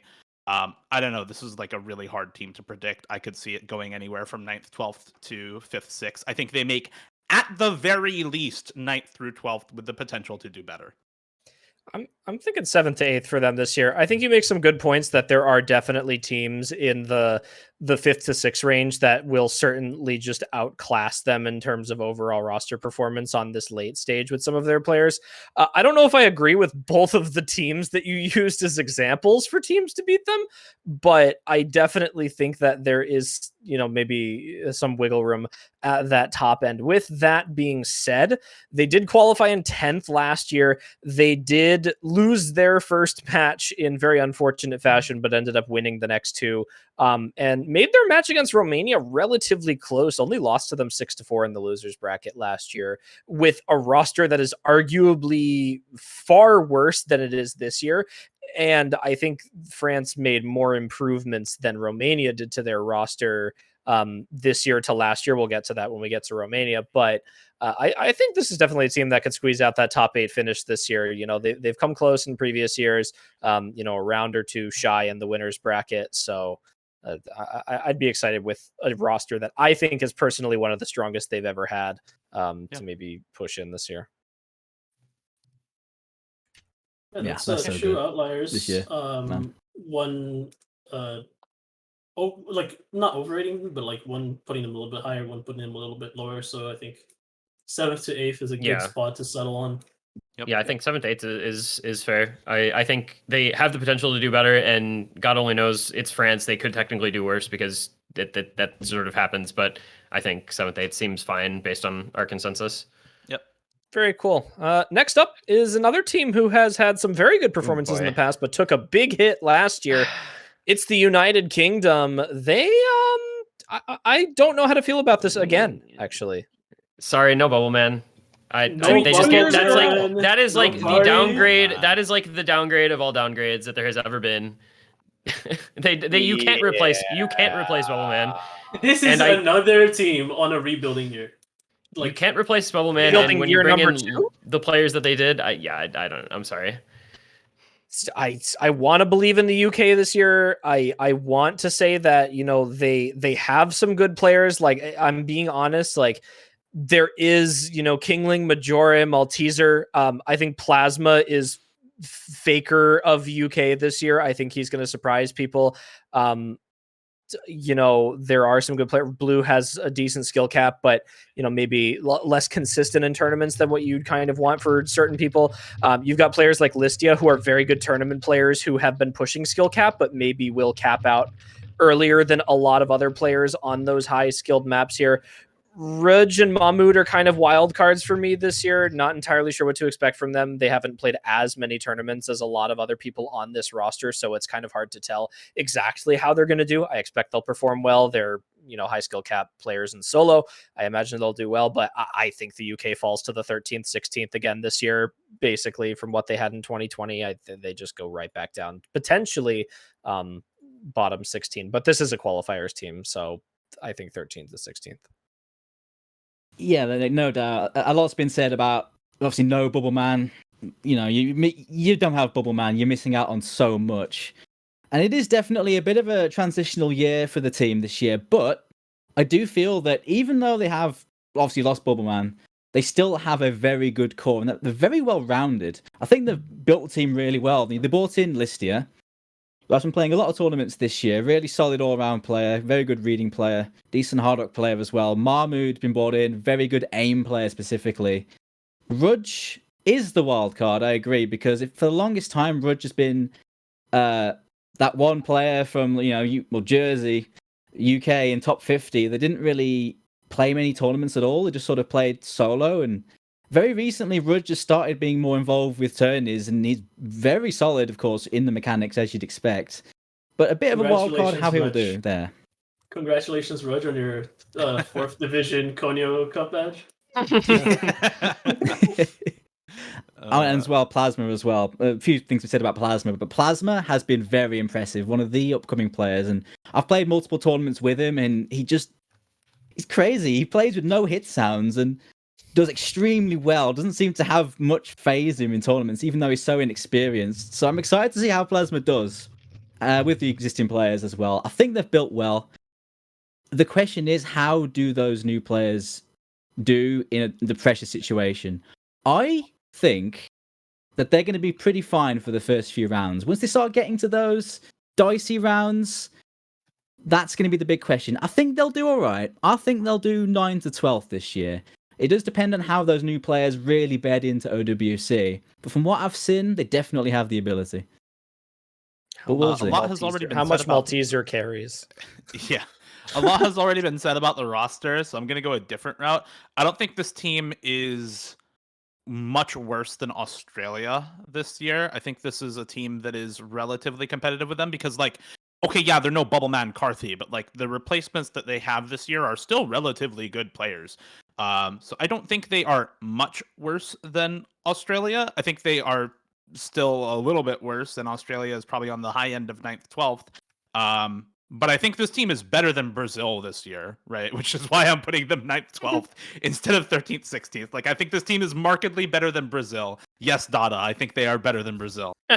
I'm saying. To your I face feel like- right now. I feel like you just like insulted Emrek with that comment. I feel like Hey, with man. Australia, like I'm sorry, and I love all these UK players. I think they're all great people, but who on this roster matches up with Emrek? I need to know your thought process behind this. Like there Nobody. is not That's a single. why I said that Australia is high end 9th, 12th. Okay, and but this who team is matches- probably low end. But like you have, I just don't Like- understand these comparisons this year. This makes no sense. I'm done. I'm done. It's okay. It's is okay. Is it 9, 12, or 13, 16? We've got It three is- 9 through It is 12. 9th, I 12th think it's based nine on to 12. majority. 12. Based on Yeah. majority, it is 9th, 12th. Yeah. I really think that next year, with the players that they've debuted here, like UK has a real shot of making a decent run, but I don't believe in them like being that good this year. But it is a nice learning year. Like it'll prove Yeah. fruitful in the long run. Yeah, think I don't know. Like, Plasma will pop off. yeah, I don't know. Yeah, I, like, Plasma's I- going I- to pop off. Plasma's crazy, dude. Yeah. He People is. won't expect Plasma this year. He's good. That's true. 9 through 12. Fair enough. Sure. The people have spoken. All right. Well, next on, I think we've got a couple of quick rosters right Yep. here in a row. First up is going Well, to be Team not in a row, Greece. Well, a few of them. A few of the next upcoming. few. Yeah. Greece has not played since 2016. And they didn't get their groups. They went 0-3. They have no real known names. It's just not like a feasible thing here, unfortunately. Yeah. Shouts to Riven. Show us the Riven the Mapper. Shout outs to Riven. He will map Yomiuri in OWC and do things. He will. Yep. He will do. He will do things that will compromise his integrity as a player. Okay. Anyway. All right. So Hong Kong. Yeah, let's go. Yeah, let's leave that behind. Someone had to take the L. Yo, Hong Kong good this year. Finished top 6 last year thanks to a really good bracket and a really big win over Russia in quarterfinals last year. They keep 5 members of their roster, and let's be real here, by the time that it actually matters, they only had 4 players on their team last year anyway. And now they probably have 5. Yeah. They have CLP. He's back. He's That very means cool. one more player that can potentially play basically the whole pool besides top end speed. This is another in a list of teams that's like, where are they in top 8? Yeah. Yeah, I don't know. This is like so hard to. They're so hard to play. I mean, This is really there are hard like to place. 6 teams that are between. Well, I mean, I guess obviously there are, but there's like more than 6 teams between 12th and 6th. I guess let's put it that way. Like, there's a whole bunch of teams that can fit into that kind of range. I think Hong Kong can just repeat the result of last year, but I wouldn't be surprised to see them do a bit worse. Actually, I'm rethinking myself. I think enough teams at that range have gotten better that they drop like a slot or 2 down. Yeah, Yeah, I don't like- know. I have. Yeah, go ahead. I'll Okay, say something like, later. memes aside, I think China is just a better version of Hong Kong this year. Like, they have a lot more players. They have like similarly high skilled players on like high end maps, but China just has like more of them and a little bit better.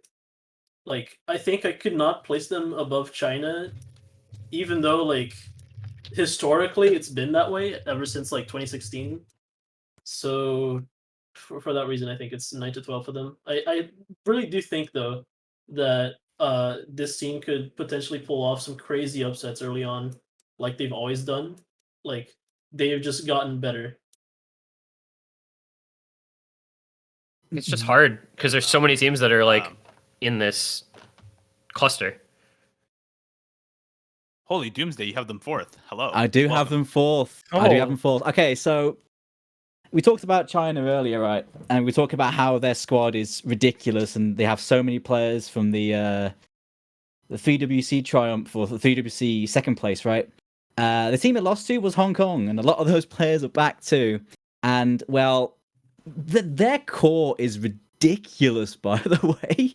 And I honestly think they have a lot of longevity if they can get their high-end players up to scratch. Because of course they've managed to get Suwagi out of an early retirement since he didn't play so much, right? He a few months ago, right, he took a break and stepped out after having some really good performances. They've got him back in, and this fourth place does kind of pin on whether he can get back to that form in time for the late rounds. Because if they lack that one player that could just do crazy things on the finals pool, they're going to struggle, and it's probably going to be more like a 5th to 6th, maybe even 7th to 8th. But I think if everything falls into line as I think it will for OWC, fourth place, it's ambitious because there's a few other teams coming up. I think that many people are thinking are going to be like fourth place, right?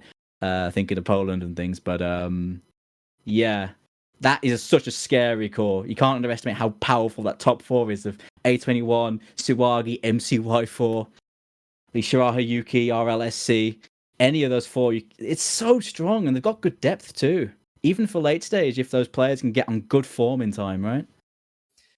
I think they are a solid roster overall. And by no means do I think their roster have gotten worse from last year. I think they have, kind of similar to other rosters here, have kind of rode the line a little bit. They've made some trades. They lost Muji Tira Minecraft. They brought back F2X Ready. Nezar is definitely the biggest upgrade they've had from, the 3 players they've switched.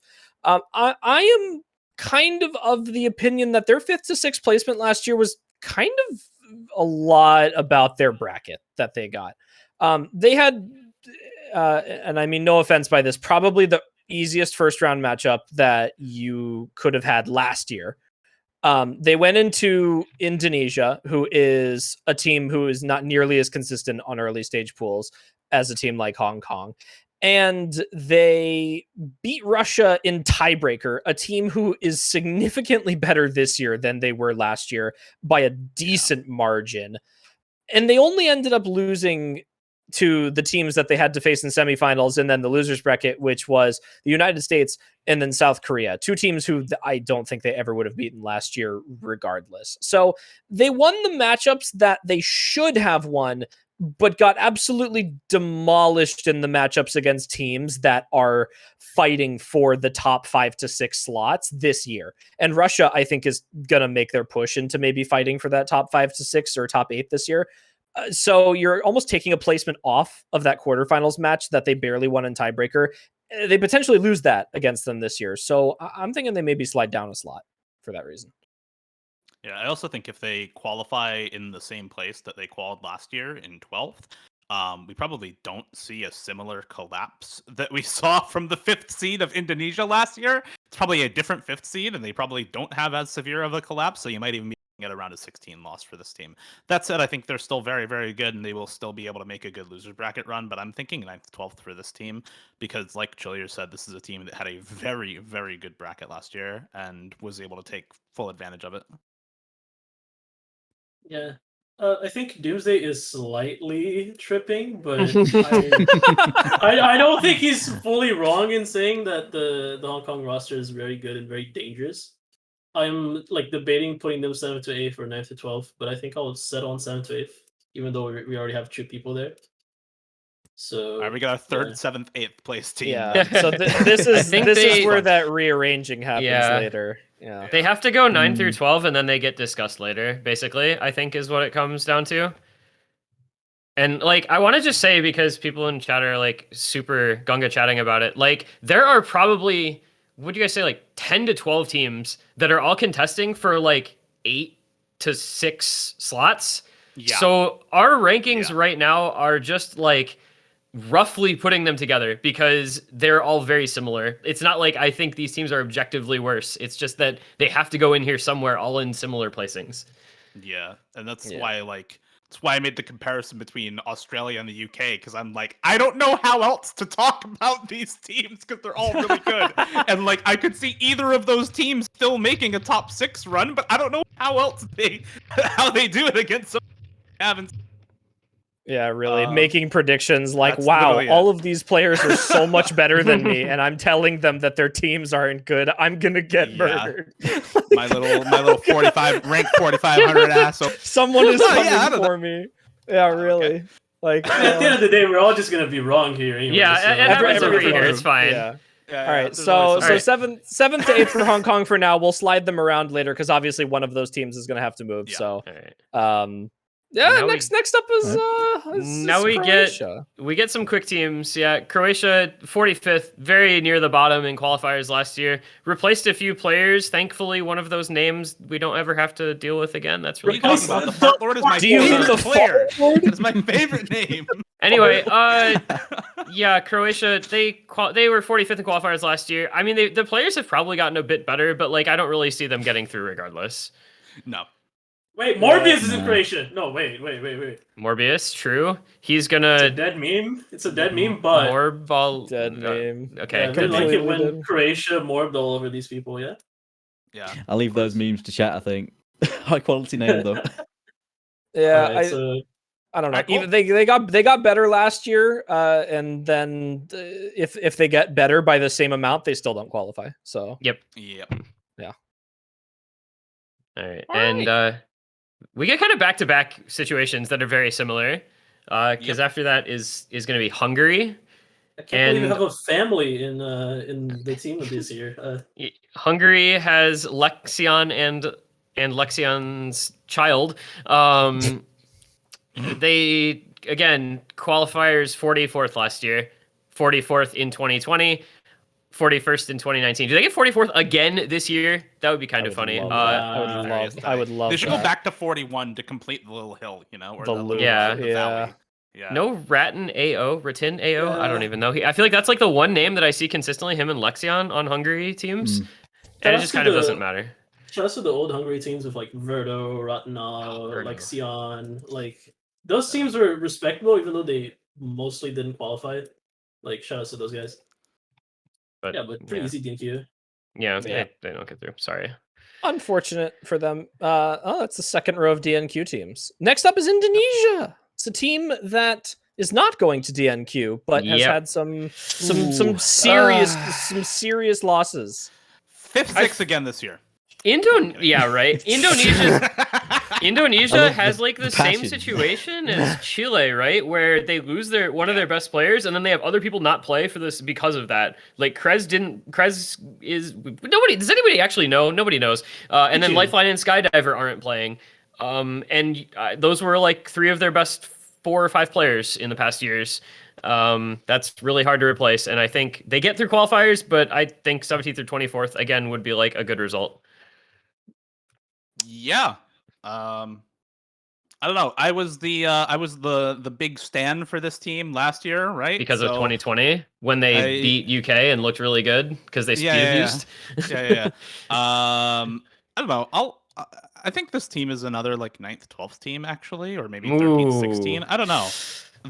They're still fairly good. Like those 3 members were very good for them, but the remainder were all like 3-digit World Cup players for them, and were all also really good there.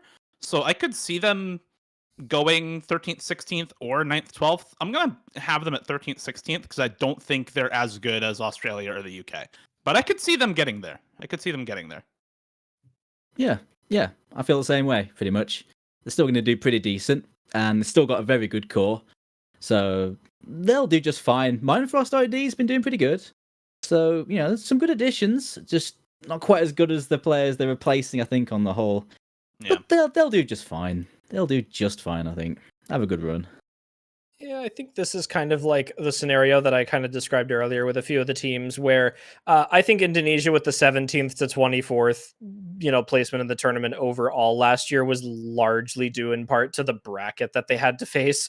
They had a decently easy first round matchup, but then they immediately went into Hong Kong and Romania, two very strong teams. And I think, they came pretty close to beating Romania. They went to tiebreaker against them. And I think that kind of has skewed their match results a little bit and pushed them down to the 17th to 24th. That was with Krez, Lifeline, Skydiver. They don't have any of those three this year, nor do I think any of their three replacements are as good as those three players combined. They're decent players, but they're not up to par. So I'm thinking they're going to place the same spot that they did last year. I think they'll probably not get unlucky in the bracket again, but that's going to be kind of traded off with the fact that they don't have as strong of a top end on their roster. Yeah, like their core got like orbitally nuked, but True. like the thing of Indonesia is that they've always had like this very extensive amount of like all-rounder players with a couple of specialists, and I think that death really doesn't affect them, or the death makes it so that the core of them dying doesn't actually affect them as much as it would some other teams. But I don't see them getting more than 2 wins just because of like the upper echelon of teams is like a step above in the tier list. So yeah. All right. Cool. I guess 13, that's 16. 13-16, yeah. 13-16th for them. Very cool. Next up, we go kind of back down to the lower end of rosters here, the non-qualifying teams. We have Team Israel next. Is not entirely a whole lot to say about them. They went from qualifying in 2020 to not even remotely close in 2021. They did bring back Mr. Potato. That's a big addition for them again this year. They don't have Zilver. He played in 2020, which is why they qualified, right? I think so. Yeah, I think Zilver just went through qualifiers. Yeah, Like Silver played 2020, got them through qualifiers, didn't play last year, isn't playing this year, and for that reason, I don't see them getting through. Yeah. Because Yeah, like their I don't players, know. their players aren't bad, but they're not good enough. No. Yeah, I love Mr. Potato. I don't think he's enough to make the difference of 15 qualifying placements. Like I think that's too much for one player to make a difference of. I think that's it. I think they'll do a lot better. But yeah, just short on 32, I think, is for sure. Yeah, I have quite nothing enough. else to add. Unfortunate for them. Basically. We move on to the next team, some team who I think a lot of people are going to be pretty excited to see the changes on this roster this year. I know I am. It's Team I am. Italy. Dude, Ooh. Italy just died last year. Now, now they're like the alive. Phoenix, they rise again. Yeah, they get Arge from San Marino with the rule change. They bring in Kirochi. Like, they go from DNQ to, like, I honestly think a team that can probably win at least one match and get that 17-24 sort of placing, because they are still not in that top grouping with a lot of the other teams. But just having Arge at Kirochi and keeping some of the players from last year, like Ryuzaki at all, I think gives them enough to win, to get through qualifiers and probably win, if not in round of 32, at least in losers round 1.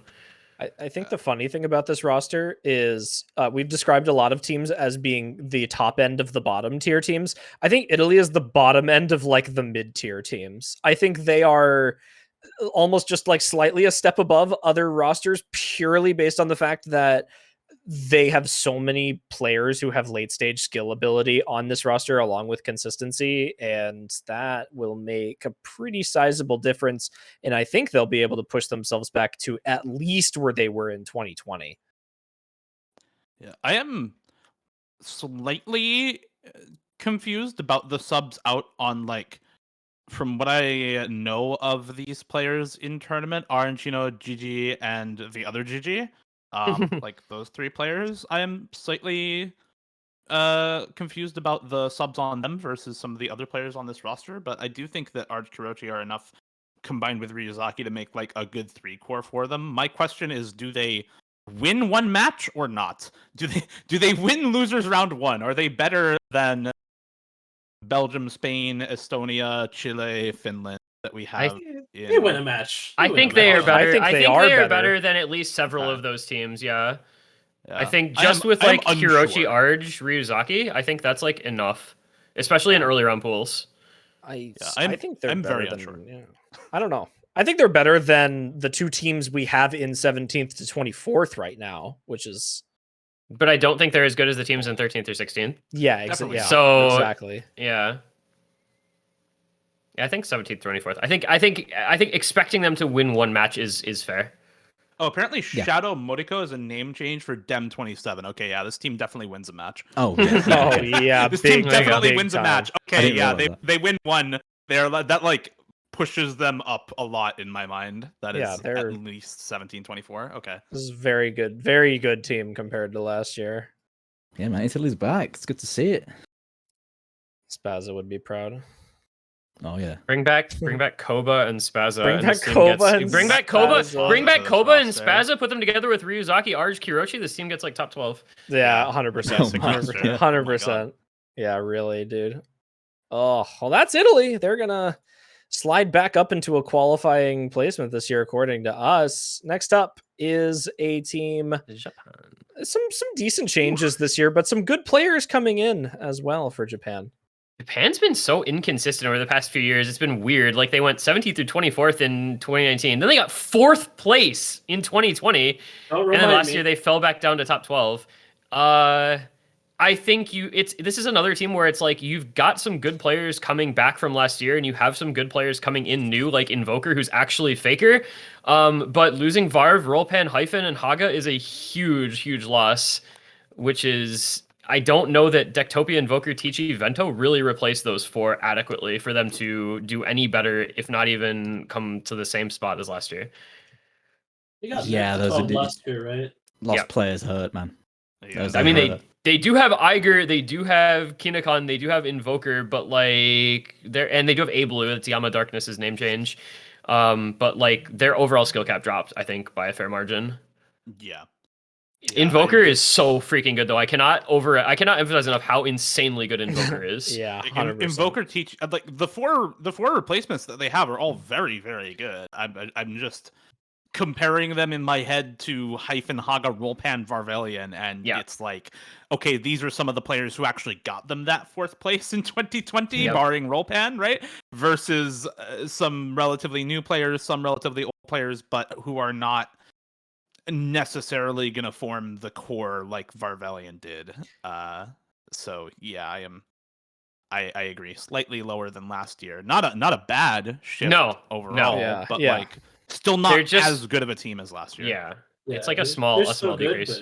but not as good This as is- some of the other teams. This is the type of team in like a year or two, if they can stick with it, will be able to push back up into like that, top 8th side of things. But for kind of this year, you're gonna have to wait a little bit if you're Japan. I think they're better than they were in 2019 with the 17th to 24th, but I don't think they're as good as they were last year with the 9th to 12th. It's cool Yep. to see Dectopia back though. He was doing some Yeah. pretty crazy things on Hidden in 2020. Yeah. I remember. Yeah. I like this roster. I just think it's a little worse than last year's, unfortunately. Yep. I like the players on it. So that is our third 13th to 16th team in Japan, right there. Here's an interesting one coming up next. Yeah, this is going to be a Uh. fun one to look at, and it's largely not of their own fault. It is South Korea. Oh my. Military. Yeah, Kinda this is OP. largely not due to Military the gap. players' fault. Yeah, really. No Tuna, no Karuna. Bud Man, Karcher, either. but Karcher. but they have Karcher, who's become They like do the have second Karcher. coming. They have Allegrisimo and Parisia both looked really good in Corsace. Nongsa I have literally never heard of. Amakawa Hano is a name change. That is oh god, I had the name in my head and now I don't remember. I want to say it's not it's not Aoi Kiseki. No, it's that's a no, Aoi I'm Kiseki's thinking of Russian. something. Nelly Toru. It's Nelly Toru. Nelitoro. Okay, that's what I'm thinking of. I think this team is like markedly worse than last year, unfortunately. For how good Karcher has gotten, for how good worst HR player is, it's another one where they're just losing their biggest carry. And unfortunately, they I think overperformed last year to get third. And I think they kind of suffer this year a little bit with a drop down. Yeah, they're losing a bit of top end is going to be rough once they get to those late stages. But the players they've brought in are still very good. Allegrissimo has been a very solid player. Nongsa is very underrated. Nongsa is incredibly good, but I say it's a case of how will they do on a really big tourney stage. Worst HR player has been doing really well as well. And with the current crop they have, they're still very good. But yeah, no doubt, I think once they start getting to the trickier maps, it's a case of sure, Karcher is going to be totally fine. He is definitely filling that flying tuna role the way he's been playing. But the rest of the team, will they cope as well as they did last year? That's the big question, I think, over this. Once you get to those quarterfinals, semifinals, finals. I think they'll be able to. I think they'll be able to, actually. And the reason I think that is because of Corsace. I mean, the no title team in Corsace Open, where did they place? 4th, right? They had a full Korean roster. They only had 3 players in common with this team, and one of them is Karcher, and he was better than everyone else on that team by like 1,000%. I just want to throw that out there. Yes. So Karcher alone, you're telling me, is good enough to get place in an open rank international tournament. This is a country-based tournament, which means they will probably be able to perform about the same amount. Okay, to that point, there were worse players on the no title team, and they were still able to outperform teams that are like made to win, right? So if you're assuming that this OWC roster from Korea is probably better than no title was in Corsace, which I'm gonna assume it is, right? Unfortunately, no Adapir, so that's a massive debuff for this team. But I think that this team is like actually very, very good. I think probably 4th place only to like USA, Canada, Germany this year. It's a good team. Unfortunately, like in OWC, we don't have teams like White People Happy, Fed Pepe Chungos, or Goofy Alojits. Like, hey, Goofy Alojits won. All right, put some respect. The skill. So the skill player gets like really crystallized in open rank tournaments because you have 8 of the best players in the world all in like one team. And there's players who are playing in OWC that didn't play in Corsace. I don't know. It's weird to try to compare teams from those kinds of tournaments because they're so different. I don't even know what to say anymore. I don't know. I'm sticking in the 7th to 8th. I don't know. I just think top 6 because like I think they're in that range with a bunch of other teams, and there's already like multiple teams in 7th, 8th. So, well, because of the amount I do think I'm questions. underrating them a little bit here, but I'm just thinking of other teams above them. So it's a case of they definitely could be 7 to 8. I'm going with this for now. I feel like that might be a little bit low, but I think I'll stick with 9 to 12. But I think you guys are on good point as well with what you've been saying and the placements. They can do it for sure. It's a high variance team. Like everyone has a lot of questions Yeah. about the roster. We just need to see. Yeah. Yeah, so let's throw them 5th to 6th to get a team in there for now. Yeah. And then Seems the average anyway. yeah, it seems to be roughly around there for us, a little divided on this one. Next up, a team that requires maybe a little bit less debate. It is Team Kazakhstan. They are first time appearance in OWC. So well, sort of. well, sort of. No, After the unfortunate event of last year, where they had a team and didn't play in qualifier. But I'm still time. giving them the clap of putting a team together again, and hopefully this will be their first year they get some metrics. Yeah, no, We'll see. I mean, they don't qualify. Sorry, they just I don't know. It is what it is. I mean, I agree with you, but I'm still on the. Did they do the whole thing where they don't even like make it to qualifiers this year? That would be awkward. I Yeah. hope that That doesn't happened happen. last year. Please play. I'm They just begging. no-showed Yeah, qualifiers. Play Yeah, your please. qualifiers. Please show up. Yeah, on the stream. Yeah, they've got like Kaladan. He's a good player. He's a very good solo player. He is. Akira is also a decent solo player, but not tournament players, not consistency players, not enough to carry this roster through qualifiers, in my opinion. Are any of these players like Arnold 576, like that one like speed guy? I don't know if we kept name changes on anything. I don't think they are. Maybe they are. Somebody I'll check. in chat. Arnold is I mean, not playing a quarter. I had tried to check for that sort of stuff. Unless it's a revert, they should be updated. Maybe it like was. it should Maybe be correct. it was so a revert. I don't know. haven't But I seen also didn't have a anyone. team for them last year because they didn't play qualifiers. So I don't know. But either way, they don't go through, and that's all that really matters here. Yeah. Yep, very unfortunate. We'll see if they show up to qualifiers this year. Best of luck in pulling your team together for a match. Next up is Team Lithuania. They are 37th in qualifiers. Last year did not qualify for the tournament. They lost. They switched 6 players out. They lost a lot of stuff this year. I will say they did get Shinru and BZE now. I mean, their team is probably better. I just don't think it's. I still don't think it's good enough to qualify, but they did get better. When you say they lost Noob Poner is Shinru, so yeah, Noob Poner is Shinru. Why? Oh. At OSU staff, please make that not a thing because I hate not being able to tell when somebody's a name change because it's a revert and it doesn't show up. The reverts. I hate that. It's gonna not even like say- not checking. It's that you can't check because if it's a revert, it doesn't show on their profile. Well, I guess the question we need to answer is: do they qualify this year? I don't think they do.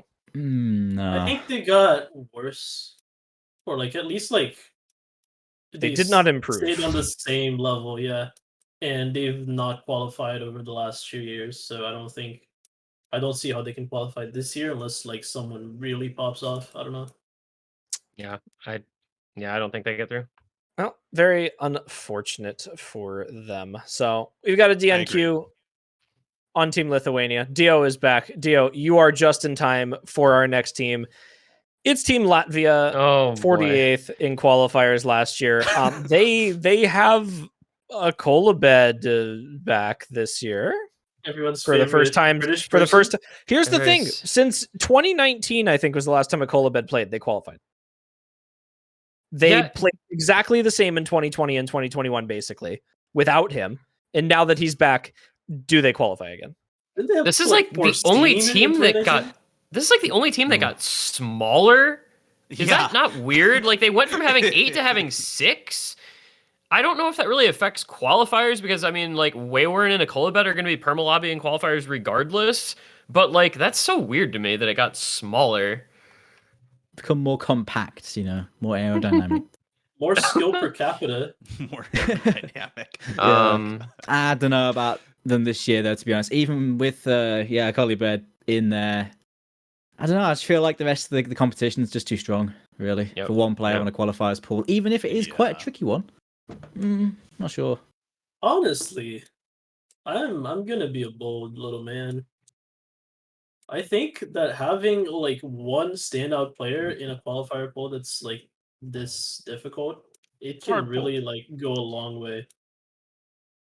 It's a decent point. I mean, Silver did that for Israel, so why couldn't a Kolabed do it for Latvia? Right. Yeah. I disagree, but I disagree, but I think that you are not incorrect in saying that. Also, a small point. Now go on. You go first.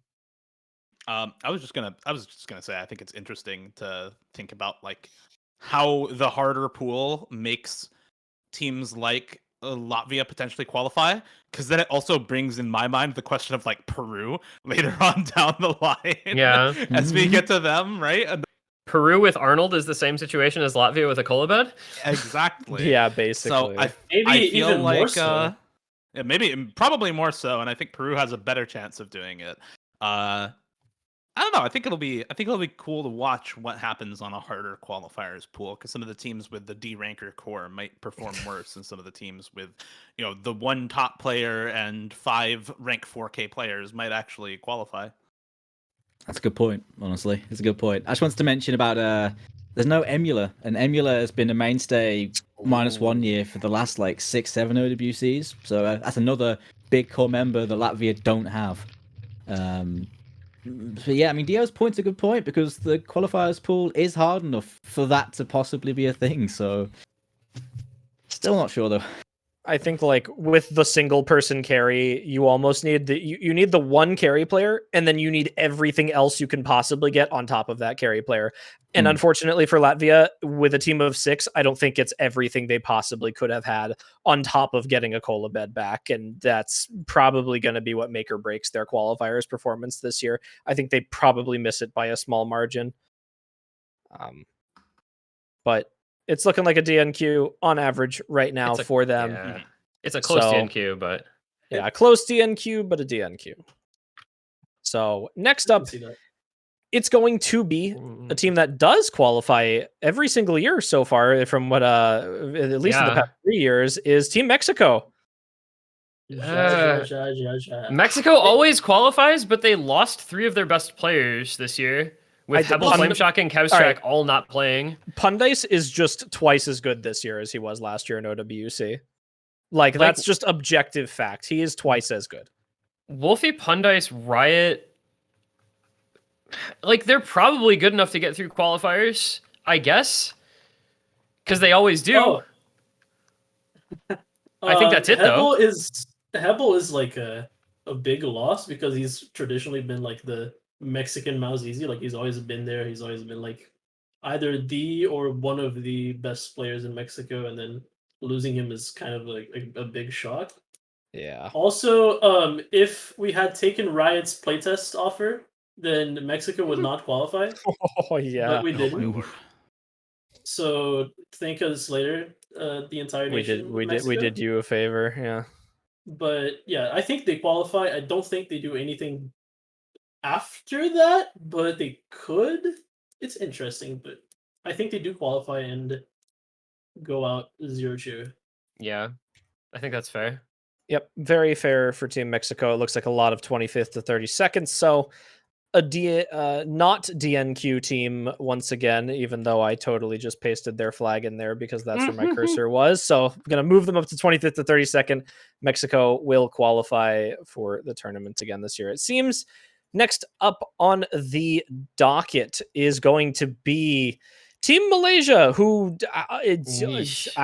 they lost their 3 best players. They have no Shane Liang, they have no Shimon, they have no Wuhua. Goodbye, Malaysia. Sorry, it was nice knowing you. Yep, that's how it is. Really, they've been the dark horses last couple tourneys with the roster they've had, especially in early rounds. But I just can't see it this year. They've lost so much.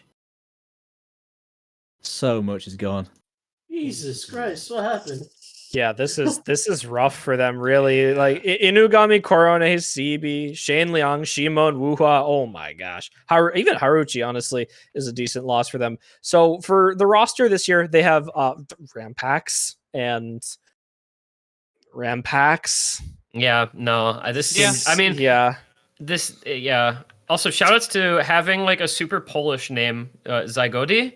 Is like, they're Malaysian, they just have this random username. I always thought that was kind of funny. Yeah, really. So it's unfortunate for Malaysia this year, but a lot of teams taking big losses this year. They're one of them. It's a DNQ for them on the results. The next team up on the docket is, I'm interested to see how they do this year. Unironically, I think they've lost a lot of very good players on Team Netherlands this year. I also think that they've gained some pretty decent replacements. Yeah, once we get that switched over, there we go. Yeah, if it wants to, there we go. I mean, you keep Jackie, you keep Skyro, you keep Manivat, you keep Dolter, but I mean, I feel like their like potential is about the same as last year. I don't think they've gotten markedly worse, but I don't think they've gotten better. Yeah. Yeah, losing Vivalium is a big deal. I think that is true. It's a huge deal. They do have Luciano, who is Faker this year. I mean, I think they had Luciano last year, but they did, but it was But he's much better. It might as well be a new player. Unironically, the OPEP to Luciano is warranted because of how much better he is. I love reverts. Please fix. Holy crap, that is so annoying. Yeah, I don't know. I think they're just 17th, 24th again. Like, I think they can win a match, and I don't think really anything much more than that. Yeah, I said they'll have a decent campaign for sure. They've always been pretty solid performers, and I'm sure Cavo will carry every map because he is True. the best player. Cavo's No the Mod goat. 2 collab. No Mod 2 collab. Very true. Got a big Yeah. enough he's streaming. Yeah, I think they'll be just Very- fine though. All right. 17th to 24th, very decidedly for That was Team quick. Netherlands this year. Yeah, we were really on top of that one.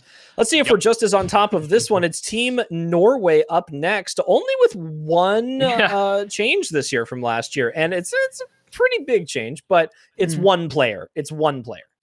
Norway is the Norway's the team that kept the most players out of the entire tournament, by the way, from last year. They're the only team I believe that kept Interesting. 7 or more. Nobody kept their entire roster.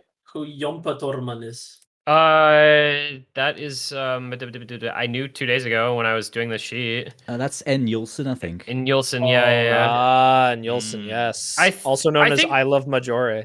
I think Norway suffers the same problem that they suffer every year, where they have pretty good early round players, but they get outscaled super fast. Yeah. I mean, besides Nindrake being like unreal at his skill set, they kind of start to get outscaled pretty early on anything other than like their absolute specialties. And teams just are gonna ban reading against them like they do every year, so that Yokespy and GN can't do their thing, and that means that they have a hard time.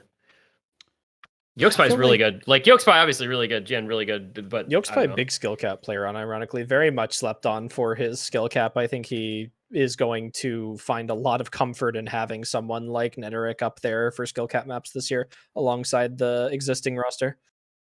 Yeah, I think like Penguinzy has gotten a lot better, and I'm like more optimistic about their mechanics roster this year. So I feel like they can get 2 wins.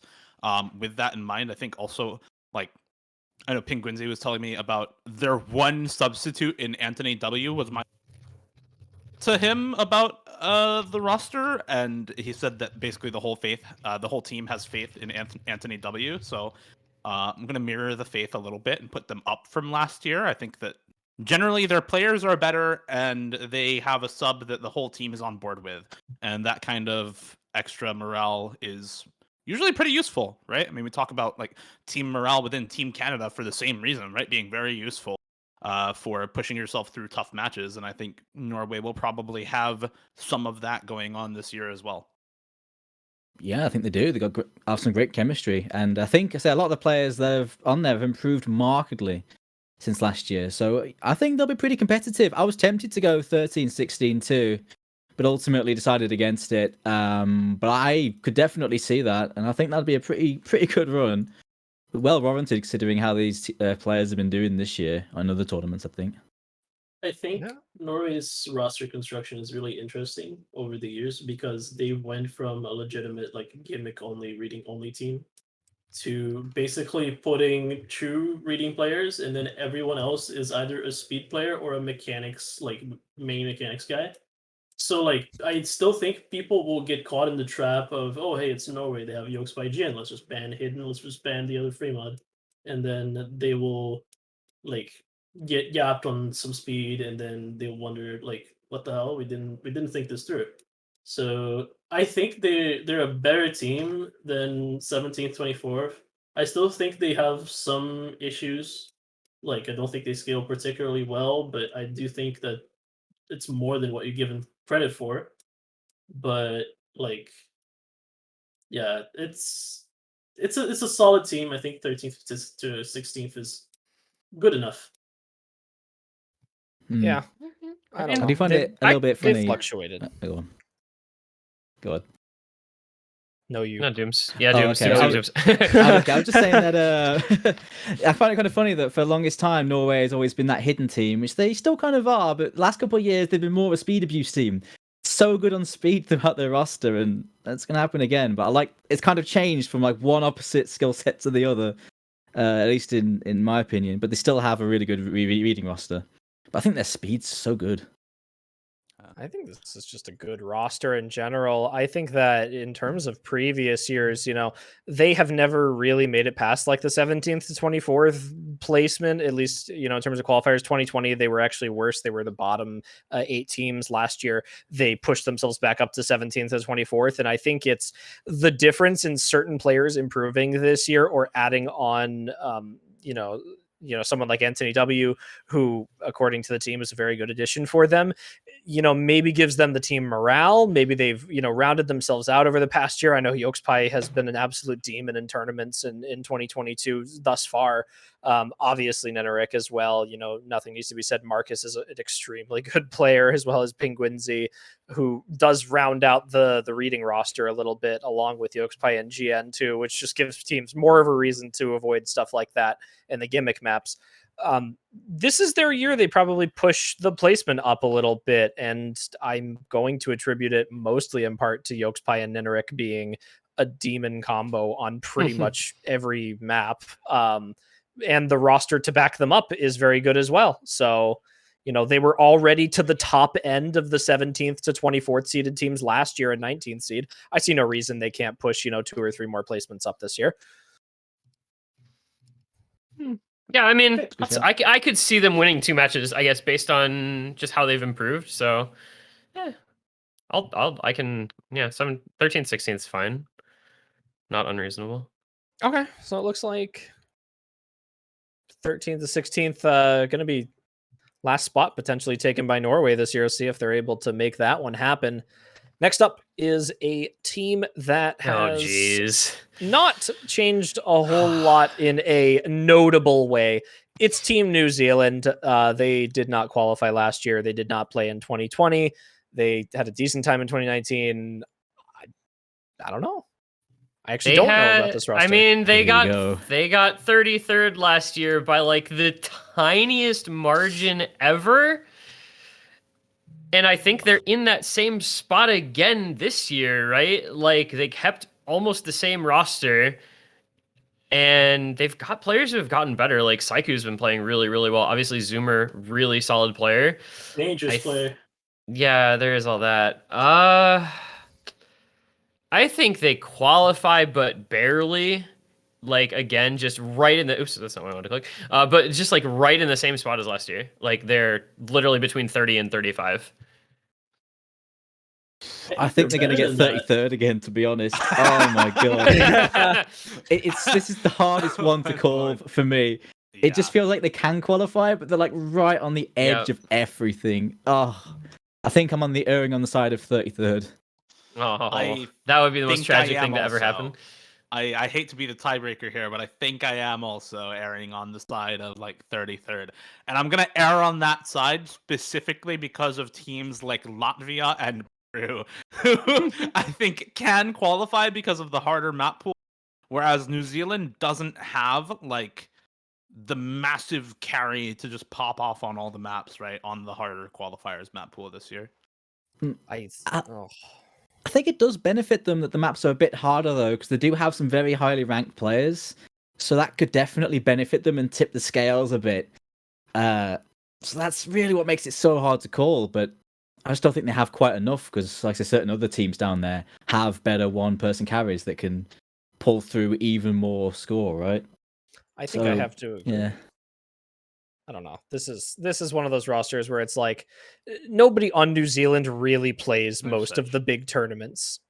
In like, it's also hard when you're from New Zealand to play tournaments because you're UTC plus 13, so they have a really rough time playing international 4v4s because their scheduling is so bad.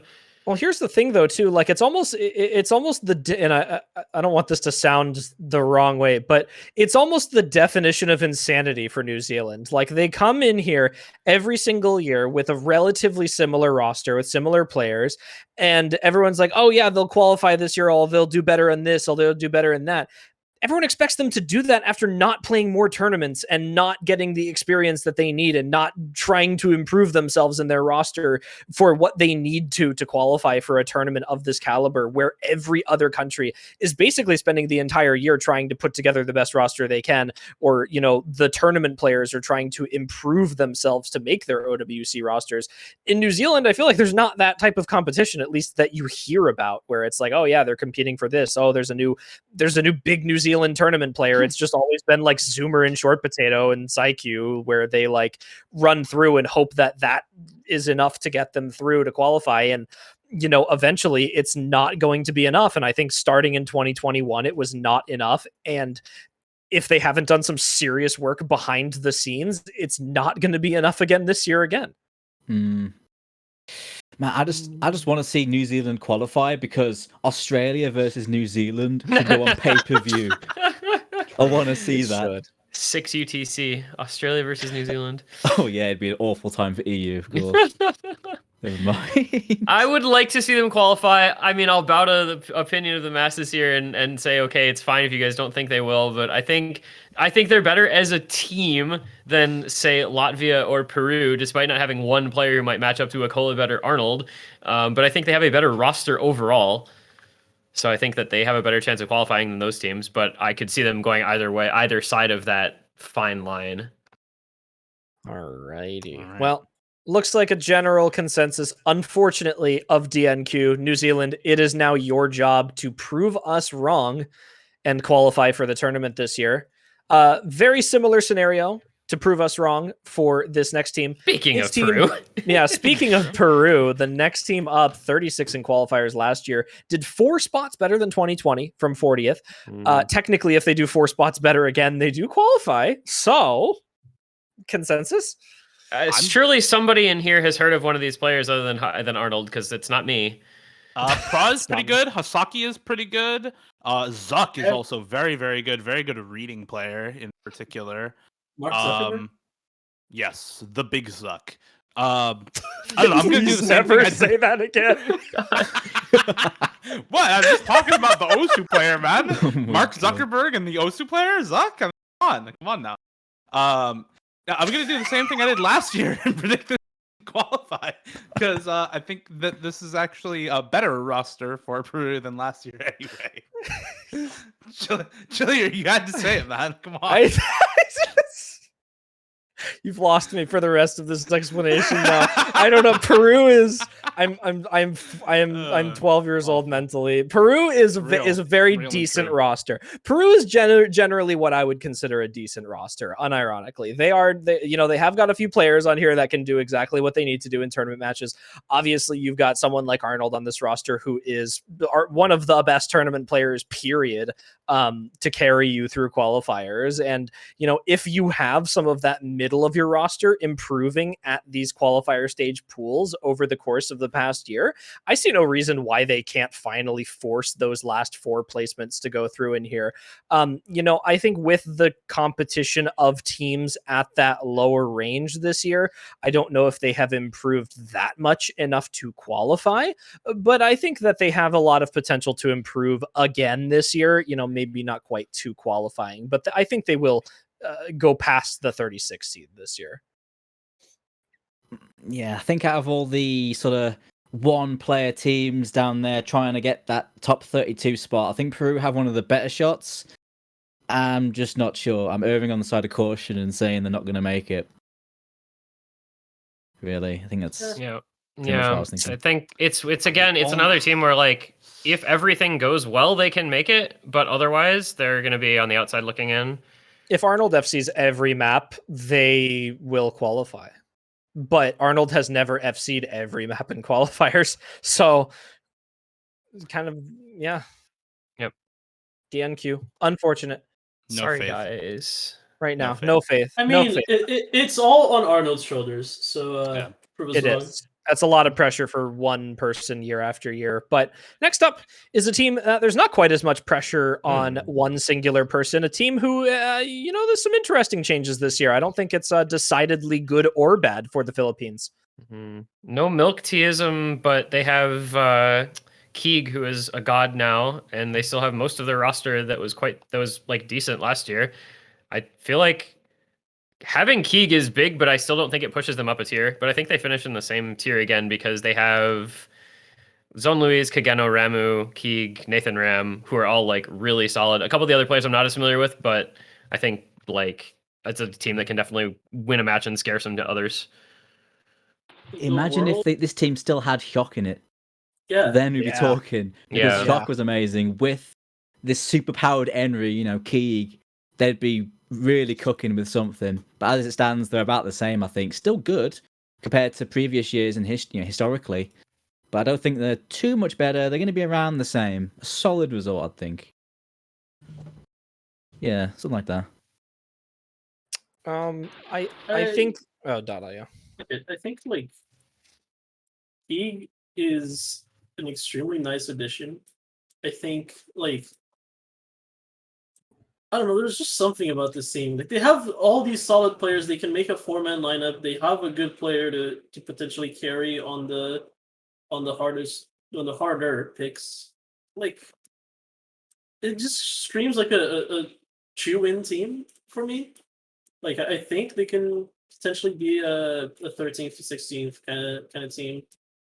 Also, like, the world, if like any of the Filipino top players that are We're actually from the Philippines? had the Yeah. Philippines flag, this would be top 1 instantly. Yeah. To be honest. But unfortunately, It really would, yeah. I think to kind of break down this roster and the reason I think they will place the same that they did last year. Henry is obviously, Keeg, a big upgrade from pretty much any player that they had last year. It's far and beyond the best player in the Philippines for tournaments right now. They qualified in 17th last year. So realistically, when you think about it, they have a better player, they'll qualify on a higher placing this year because they were the top of the 17th to 24th. I think they stick exactly in the same place. And I think purely because of the players that they lost. I think that Keeg is the type of player who could have replaced 1 or 2 players from last year's roster. I think that's how good Keeg is. I don't think when you remove a third of those really good players, you have the same change that you're looking for. Obviously, Lilyflower, Milk Tea Sim, Hyuk were massive losses for the roster this year, and Henry was a massive addition for the roster. Henry cannot make up what 3 players have. It's just it cannot happen. Yeah. You cannot have 1 player fill the efforts of 3 more. You're losing depth. You're losing your range of possible picks in the pool by too much. That Henry, and again, very good tournament player. Henry's not entirely an all-rounder. Henry will not top score every single skill set in this pool. It won't happen. So it's not the type of player that you're looking for, like an Utami or like a Bubbleman was for the UK, where they come in and they play every single pick and they do well on every single pick. Henry is not that player. He will be eventually if he continues on the current trend, but for this year, the Philippines needed more to push themselves out of the 17th to 24th. And, Nathan Ram is a good addition. Pardon me for not knowing Distant Waves, but I genuinely just don't know them. But I think that Nathan Ram is a good addition. It's not enough to swing them above where they were. yeah, I think it's 17-24 with like the possibility to pop off and get top 16, but I think it's like top 24 is super safe. Yep. So I think 17th to 24th, we do need to fill a few more slots in there. We still need to fill 4. So Philippines for now will be going in there. Next up, I think we're going to have a little bit of fun with this roster, ladies and gentlemen. There's too many good teams left still, man. Oh my goodness. The winners of OWC in 2018, 9th through 12th in 2019. Immediately the year after, they fell out of the top 8. And then in 2020, barely maintained top 16. They recovered a bit in 2021. And now this year, they're going to win the freaking tournament. I have no idea. How do you talk about Poland? Could literally win this tournament and nobody would question it because they'd go, oh yeah, it's Poland. Why not? Yep. How do you talk about They Poland could go when first. they They don't could have end up Wolf? top 12. They could go It's first. not even Yeah, Poland no anymore. Wolf, no win. No Wolf, no Dude, win. Sorry, not Poland sorry. No could Wolf, no either win. get first this year or they will qualify in 34th. That They is get like, they get like Genuinely- top 12 or God. something. Like, you just don't know. Nah, Ristel is literally like the GOAT. So, man, I what's the consensus on a couple of these players that are like newcomers, like BMG, Nahus, and Ypan? this is the best roster they've ever had. Yeah, this is one of Poland's best rosters ever. BMG and Ypan are like the only two players that I think you reasonably draw a question mark on, but they, if memory serves, were both on the 3WC team for them. I know Ypan was, and he was fantastic. So I really think they're going to do pretty well this year. Michny and Gnahus are both really, really solid tournament players. We saw Gnahus do very, very well in Nick's Winter Cup earlier this year. And then obviously the first four players are like the core roster for this team, right? Like Malashevsky plays every single map, and then you just have other people who are going to do really, really well for them. I think this team, I have like two teams that I think are fourth place, and they're South Korea and Poland. And I'm not really sure how to place them. Yeah, Like, I think both of them can contest for that fourth place spot, and I think that's where the competition lies for fourth. actually, wait, am I forgetting? I think Yeah, I'm moving them up actually. Now that I think Thanks, about man. it, I don't know if it's gonna matter, but yeah, I'll try and seems make this good. quick because I think Dio covered a lot of what I wanted to say about Poland. I think that I do mean it when I say despite the fact that Poland did win the tournament back in 2018 with 2017. mind you 2017, sorry, mind you, a lot of the players that are on this roster, there is a few of them from that team, some missing as well. There are a lot of people on this roster that I think people aren't going to pay enough attention to. I think obviously Malashevsky is the front of this team. He was captain last year. He's captain again this year. He's easily the best tournament player in Poland. He's probably either the first or second best tournament player in the world right now. And I don't think people are questioning that at all. I think people are not going to pay enough attention, and I worry for some of these other Polish players, to the other members of this roster. Ypan is an absolutely amazing addition to their roster this year. He is such a crazy player. Gnahus is also very good. Michny has been around for a very long time. Good Polish player, good at the Hard Rock. He's basically staple like aim player for them. BMG is a good addition as well. Bartek returning to the roster after pooling last year, another kind of good player to come back. And then there's Mustache, Rafis, and Malashevsky, the three players who were on last year. They're what I would say they're three best players. Mustache is, I said players like Pundice are twice as good as last year for Mexico. I think Mustache is 10 times as good as last year for Poland. I've never seen somebody with but Mustache has had like Malashevsky level improvement over the past year. This guy is insane. I have not seen him lose a match in so long. It's crazy. Rafis almost set a 1K the other day on Ripples, a map that is so old, is like almost as old as me in this game. And it's a map that should not be able to be DT'd, and it's a map that people didn't think would be DT'd for so long. And Rafis almost just knocked it out after. Dude, Rafis gets better with time. He is a fine wine. This man will he doesn't rust. He doesn't fall out of skill set. He doesn't stop playing the game and come back worse and have to do all this. He just continues to get better by existing in the world. He's like this deity for Poland. And people are talking about it's sad to see Wubwolf gone. Rafis would be even more sad to lose for Poland. I think that would be a bigger hit for their roster. So the fact that they still have him, plus improvements, plus Malashevsky, plus Poland power, this roster will push 2 or 3 brackets up. I say 6th place minimum, and that's being very conservative. You've summed it up pretty much bang on there. I just want to bring up one point to add on really quick. I don't like to talk about top ranks too much, but I just want to bring up Ypan.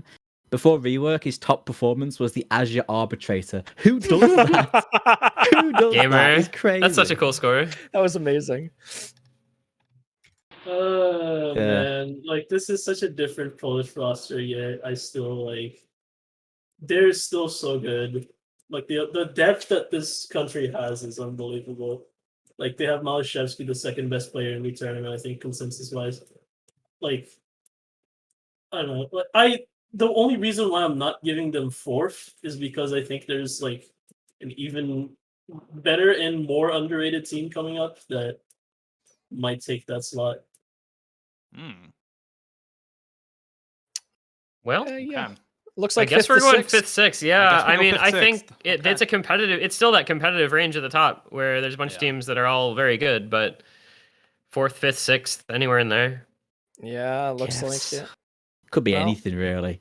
If they do play as well as they can, top 3 is very realistic, if not more. But depends. 5th, 6th, I think is quite. I think it's a decent guess. I think we're going to need a lot of reworking in the top Yeah, 12. this top end when is- we're done. Yeah. If we wanted it, we want an 8-hour stream. If we're gonna spend 4 hours arguing about the top 8 teams. Genuinely, we could do Oh, like man. an entire second episode on just Yeah. reformatting this stuff. We But really could. Not for doing now, that. we'll try and keep things rolling. Next up, I think it's a team that we are going to go through a little bit more quickly. Unfortunately, it is Team Portugal. They did not qualify last year by a decent margin. Unfortunately, because in 2020 they were relatively close to qualifying. Didn't in 2019 as well. I don't see many massive improvements to this roster besides like maybe big yikes. Like, Yeah. I hate to say it, like I want them to qualify. Like I want to press this 25th to 32nd button, but like I can't. I do too. I do too. They're just at I the agree. same. They're just at the same spot as last year. I don't think they got markedly better or worse. And since they didn't qualify last year and didn't get better, QED.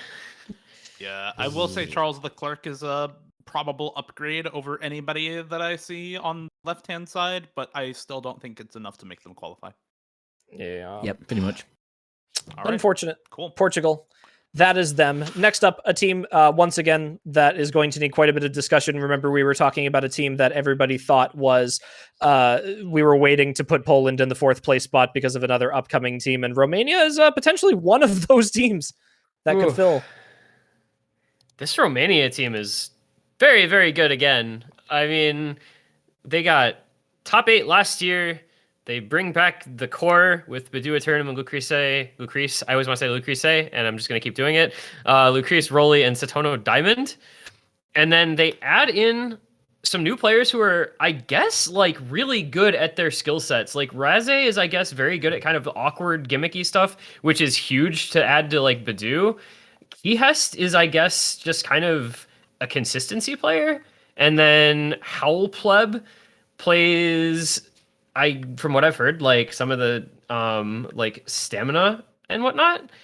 So you're bringing in people who are supposed to fill niches, and you're keeping people who are already really good and really well-rounded. They are not going to be a surprise to people this year. They're just going to be good. Yeah. Yeah, they're just going to keep being Romania, just complete. Seem to pass by everyone else, you know, the other teams with big names and new names, but Romania just last few years have been so consistent. They've always been good, really, and they've always performed. They've always had a couple of crazy matches, crazy, I guess, upsets. People think like when they went on that losers bracket run and just started eliminating massive team after massive team in that losers bracket run they had.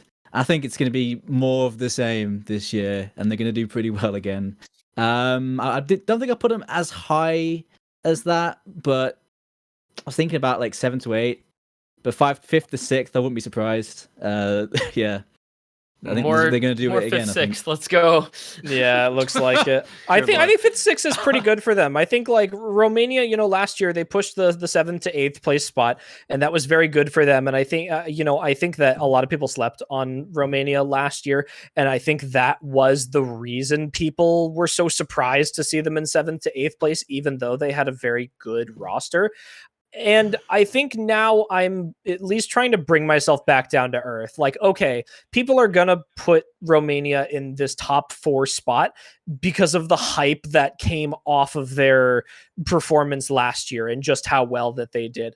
they have had players that have made massive improvements this year. Obviously, unfortunately, they've lost players like Afterwind and Kamoziala, who were, long-time players on this roster. And I think the players they've brought on fill exactly what they need them to fill. And I think Romania does do better this year because of the improvements their players have made. But I also think, bring it down to earth here a little bit, do they beat Canada, US, Poland with Malashevsky, Germany with players like all these teams that we could put in the top 4? Is Romania better than those teams? And when I really think about it, they are not. They are definitely better than 7th to 8th. And I can look at some teams that we've put around the 7th to 8th slots and even 5th to 6th right now and say, yeah, Romania definitely matches up with them or beats 7th to 8th seeded teams. But, a shift from 7th to 8th to 5th to 6th is pretty big. That's a decent improvement for a team. And I think 5th to 6th is the bottom of where they could go, but go Romania. Do your thing. Show us how much you've improved and why we should be placing you in the top 4 if we don't. Yeah, the 5th to 6th tier right now has the 2 teams that I think compare the most to Romania. I would not feel confident putting Romania in 4th because I don't think they decidedly beat either of these 5th to 6 teams, and I don't think they really compete that well with the 2nd and 3rd places. But I do think they're better than everyone else on the tier list. So, yeah. All right. Well, go for 6. Yeah.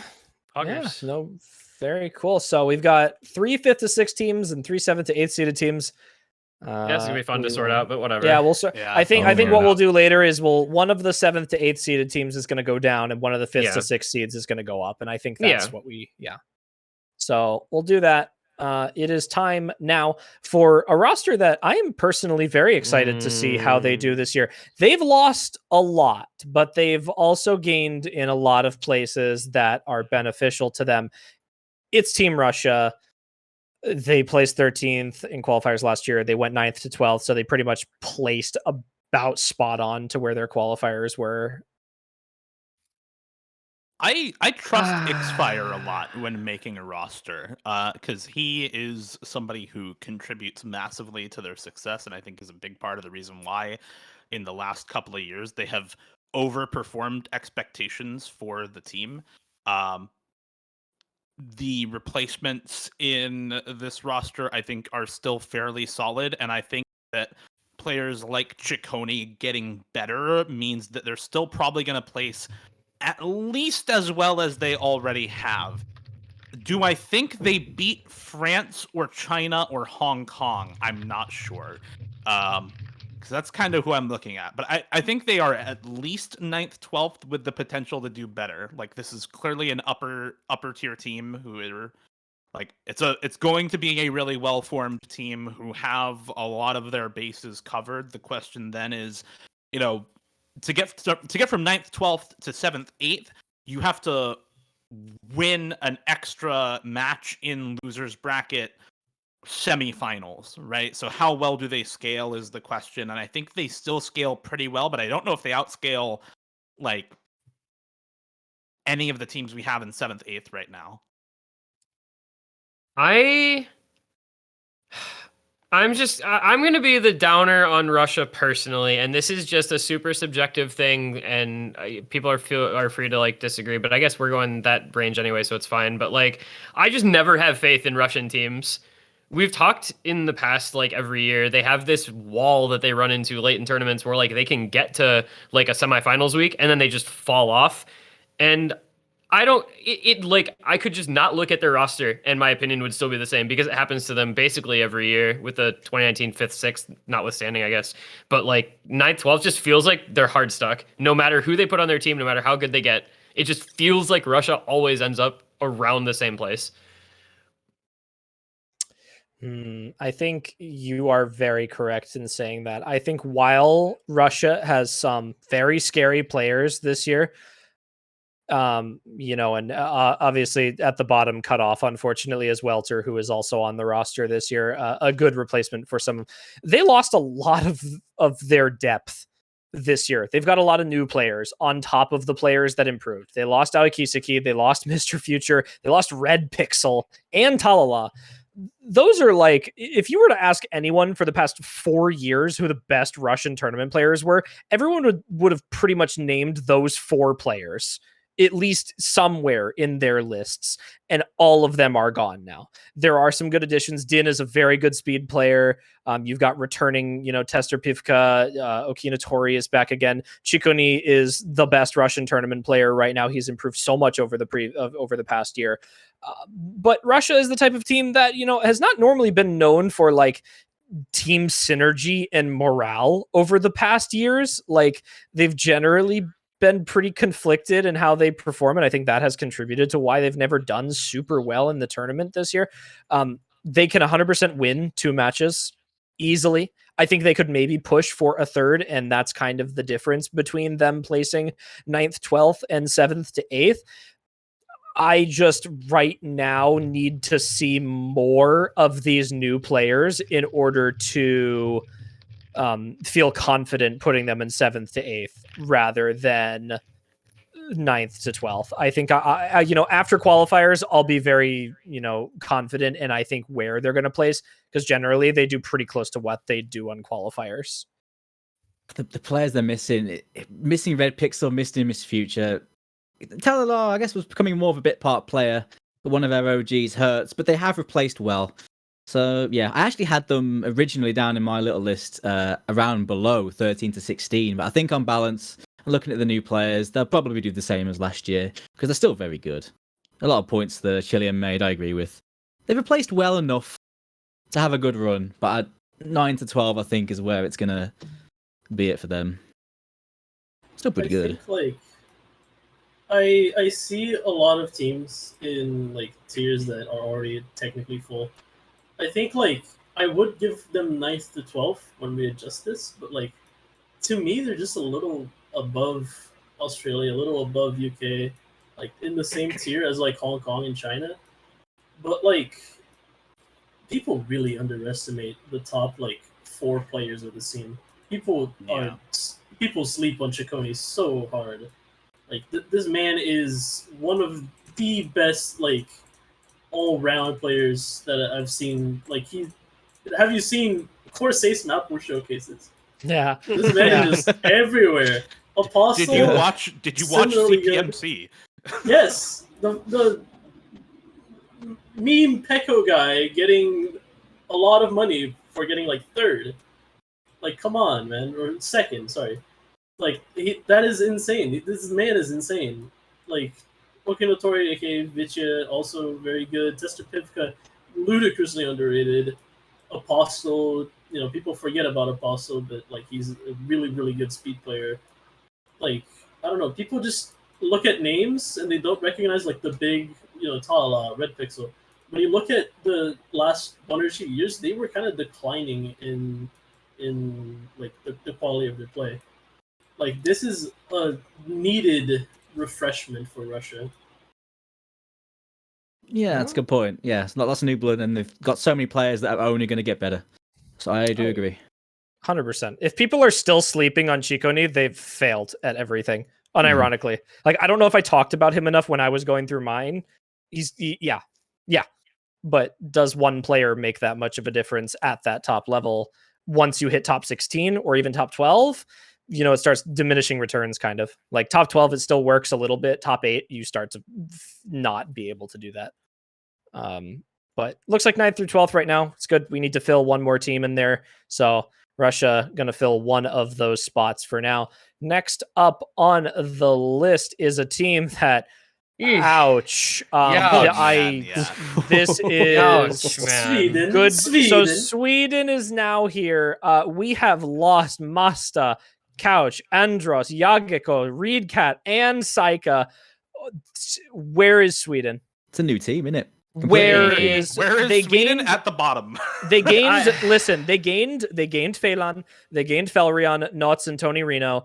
Those are very good additions. They are not as good as Reed Cat was as an individual player. I'm sorry. Reed Cat to Sweden was Arnold's to Peru. He needs to be there.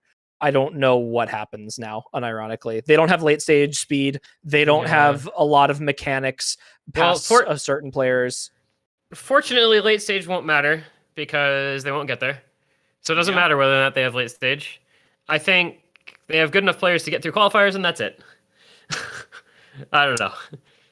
Yeah. I think they have a solid enough roster. They to lost actually too win a much. match. I think they, I think they have a solid roster to win a match if they absolutely send it in qualifiers and get a good first round matchup. But I think if they get a first round matchup anywhere in the top 12, they do not win is what I'm concerned about for them. And the chances of Sweden with this roster placing out of the top, the bottom 8 teams is, I think, very 50-50. Still a good team on the whole. It's just they have lost so much strength. They still got Blue. They still got Scylla. They've got Felrian now. They've got Nortzin. They do have a decent team. It's a case of that they are down in the lower seeds now as opposed to the sort of mid seeds. And I do think they are going to just lose. As Chillier said, they need a good seed to guarantee that they'll win a game. I think they're going to have a decent shot in the losers bracket round, but otherwise, I feel like the other teams are just that bit stronger now. Blue is this close to quit. Like, that's what people are not like. Most people won't know that about the Swedish team this year, but like, people would think of Blue as one of their best players. Blue is the tiniest little bit away from stopping playing this game, so his motivation is an all-time low for this tournament. Well, at least based on how much he's playing. We'll have to see how that one goes then. Maybe he'll get at least one more good tournament out of Blue though, because maybe he'll find his motivation. I need to I hope reassess, but like, I don't see how Sweden isn't stronger than all of the 25th to 32nd teams we have. I think they're just in the same tier as them, though, because I don't think they're as good as like several of the ones in 1724. That's true, but I think we're averaging to 25th or 32nd right now. I think there's no doubt in anyone's minds that Sweden qualifies for this tournament. They definitely have enough tournament players to do so. Yeah. The question is, who do they get for their first round matchup? That will decide whether or not they get bottom 8 or the kind of top end of the 24th. So probably. I think it is how they place in qualifiers will very much determine how they do in the tournament overall. So a lot riding on that for Sweden this year, more than previous years, because they didn't need to worry about it quite as much. Next up, it is a team who has qualified pretty healthily for the past 3 years. It is Team Singapore. Few losses this year.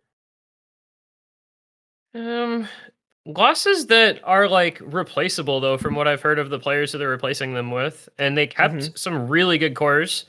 They kept Demonical, they kept GS Blank, they kept Seal, they kept Tebby. I've heard pretty solid things about Dawnwing, Eagle, and Yellow, the replacements for Amelia, Lowslight, and Artisan. And then, of course, Megamick, super consistent player in tournaments. So I don't think they got better. I don't think they got worse, is kind of where I'm at with these guys. Yeah, and Eagle is scary. Eagle is a very good player. Eagle is very out of the new names, that's the one that I know and respect the most. Like, that guy is scary. If I see that name, I'm a little nervous. But like, the team is just, it's still good. It's still very solid. They have a lot of early game like consistency and like just a solid roster overall.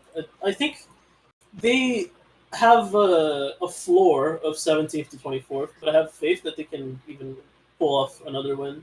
Maybe is Dawnwing a returning player?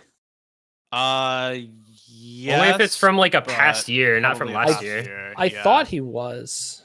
I don't know. Yeah, this team is like, I don't know, are not getting below 1724, but they're also probably not getting above that. Like, there's a small chance that they get above that, and a very, very this is a very, very consistent team. All right. 17th to 24th. Donwing is new. Okay. Okay, so he is new. Huh, interesting. I don't know why I recognize the name. So 17th to Community 24th, tournaments. we've Yeah. got 2 teams left that need to go into that slot. Singapore will be taking one of them for now. I don't know who they are. Yeah. Next up, going to be Team Slovakia, a team that unfortunately I think actually just got worse from last year. They lost Pemix, they lost 10 Idiots Telki. Ow, pain. Yep. Yep. They still have Renoka, they still have TKF.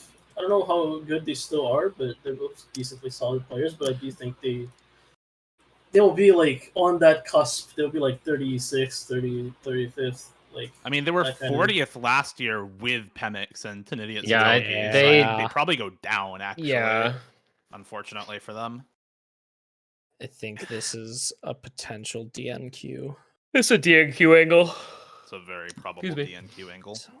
Yeah, it can be. Unfortunate. There's a lot of cool people on the Slovakian team, and there has been over the years, but Mhm. nah, not this year, guys. I don't think. Yeah. Can't see it. I think I hope so though, but can't see it. Well, we'll see if they prove us wrong, like a few of the other teams, maybe.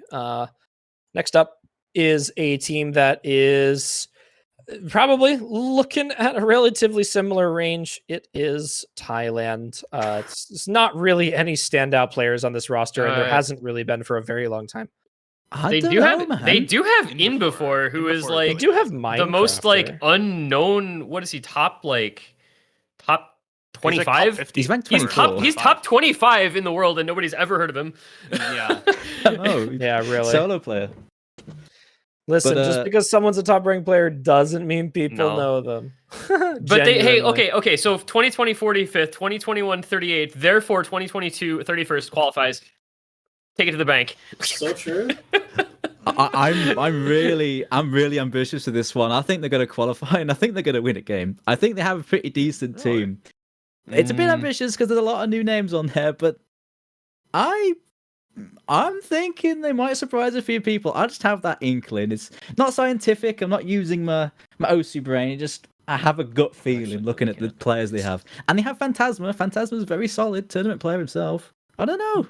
Oh, they have Doomsday just so out here like many- juicing everybody up. I love it. He is. This is I'm good. feeling it, man. They Positive have vibes. they have some decent players. Here's the thing that concerns me. Right now, we currently have 18 teams sitting in do not qualify, which means we need 3 more teams to go down here.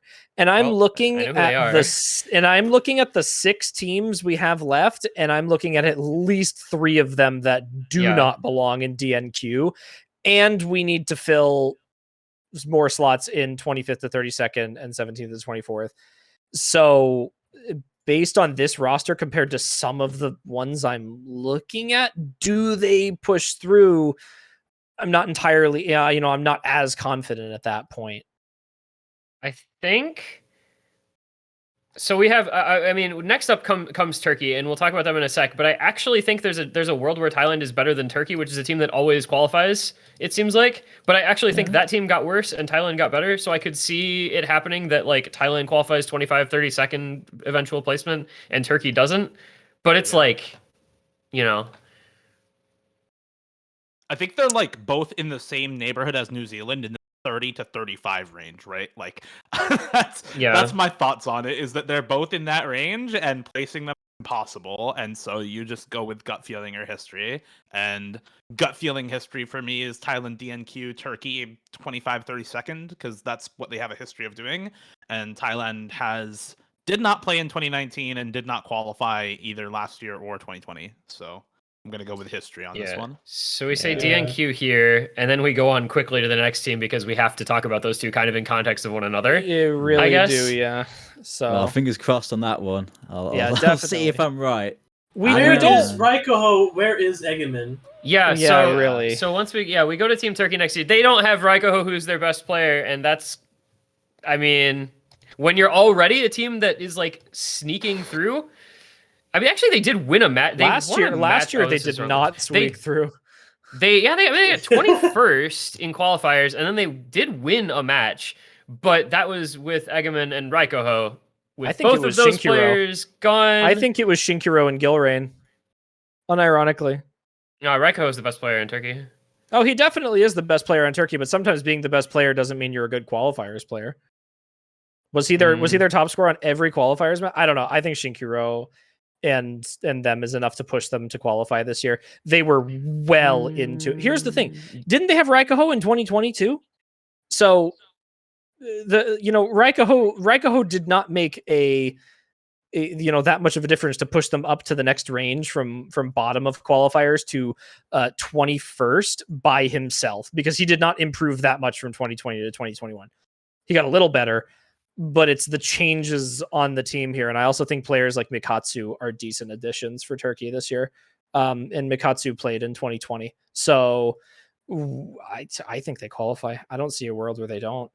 I think the thing is, like, God, I'm going back and forth with myself on this, because there are of the remaining teams, like, if we're going on what we have right now, one of them has to be in 1724, one of them has to be 2532, and then there's a couple that are going to be higher than that. Man. All right, I just looked at the qualifier stats, and Raikoho averaged 865k across 6 maps for the team when he was playing last year, so I'm pretty sure that's a huge hit for them. Yeah. That is good. That said, I think that Heironi, Gilran, Shinkiro are still probably enough to get them to qualify. I don't think they do anything besides that, and that's why I said, hey, from 21st to like 31st, probably what you end up getting if you remove Raikoho from that team. Yeah. But it might even be enough to send them into DNQ land, because his presence can't really be understated. He was a massive, massive contributor to their success last year in qualifiers in particular. Yeah, it's pretty much what I'm thinking. They could definitely qualify, but it's a cutting it close, and it's a case of, certain teams be on one side or the other. I'm just thinking Turkey are going to be on the wrong end of that. So it's another like New Zealand thing, I think. Yeah. Is this team better or worse than Thailand? Let's just say it with that. Is this team better or worse than Thailand, or the same? Like, if they're exactly the same, which they kind of can't be, but then they not qualify. But if they're better, then they get 25-32. I think in qualifiers performance, they're just better. I think there is more tournament ability on Turkey.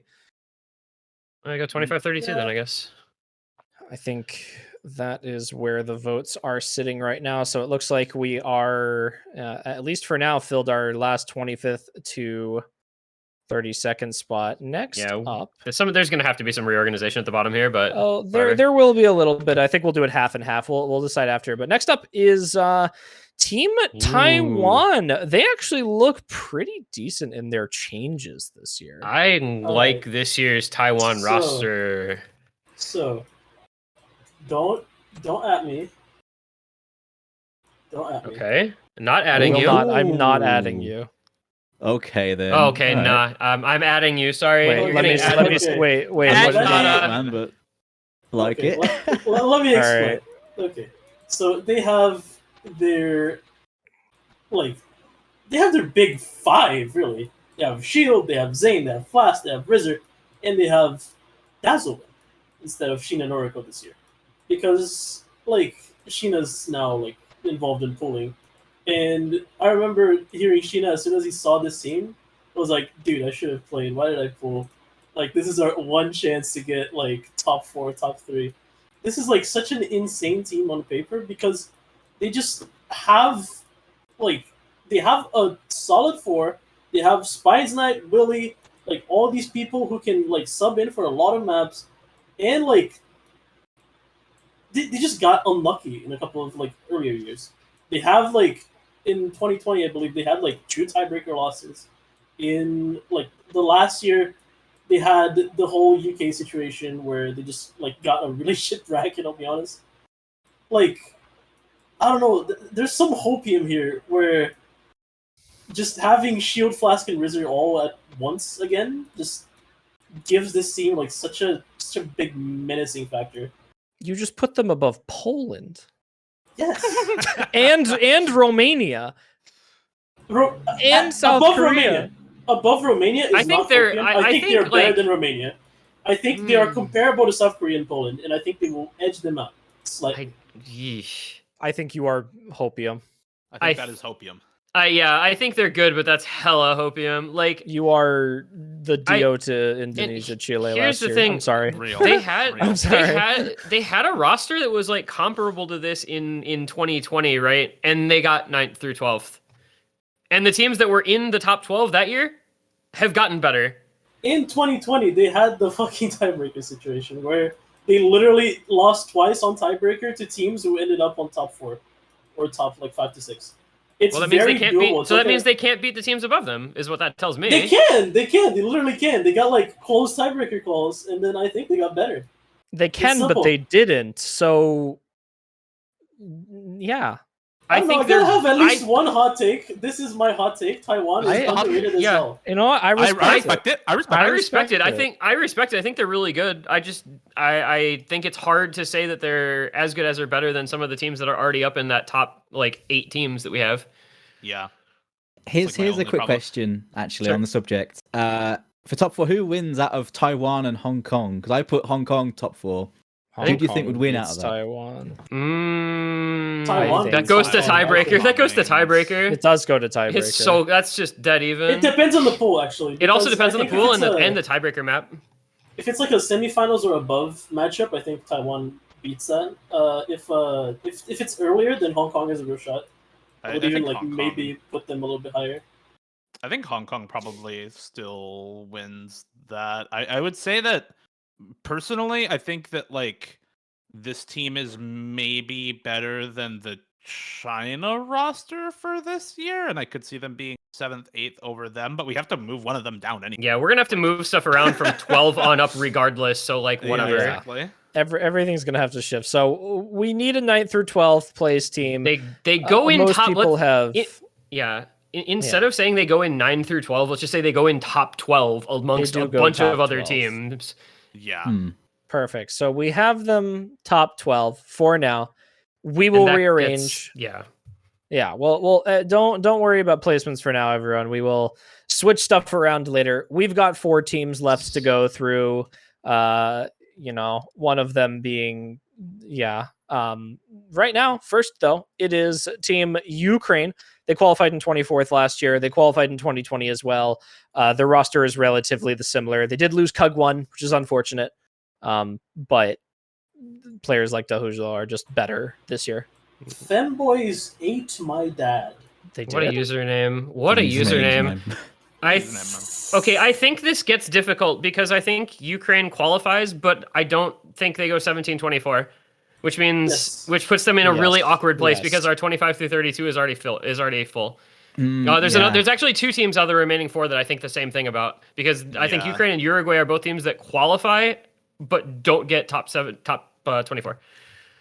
So it's like we awkward. throw them in Put them- 25th or 32nd and switch For later. now, yeah. I So don't think Uruguay qualifies, so I think Uruguay this might not qualifies. qualify. That's Maybe. Yeah, they might not. Yeah. So, all right. So I think our consensus for at least Ukraine is that they 25 32nd and we rearrange in a future time.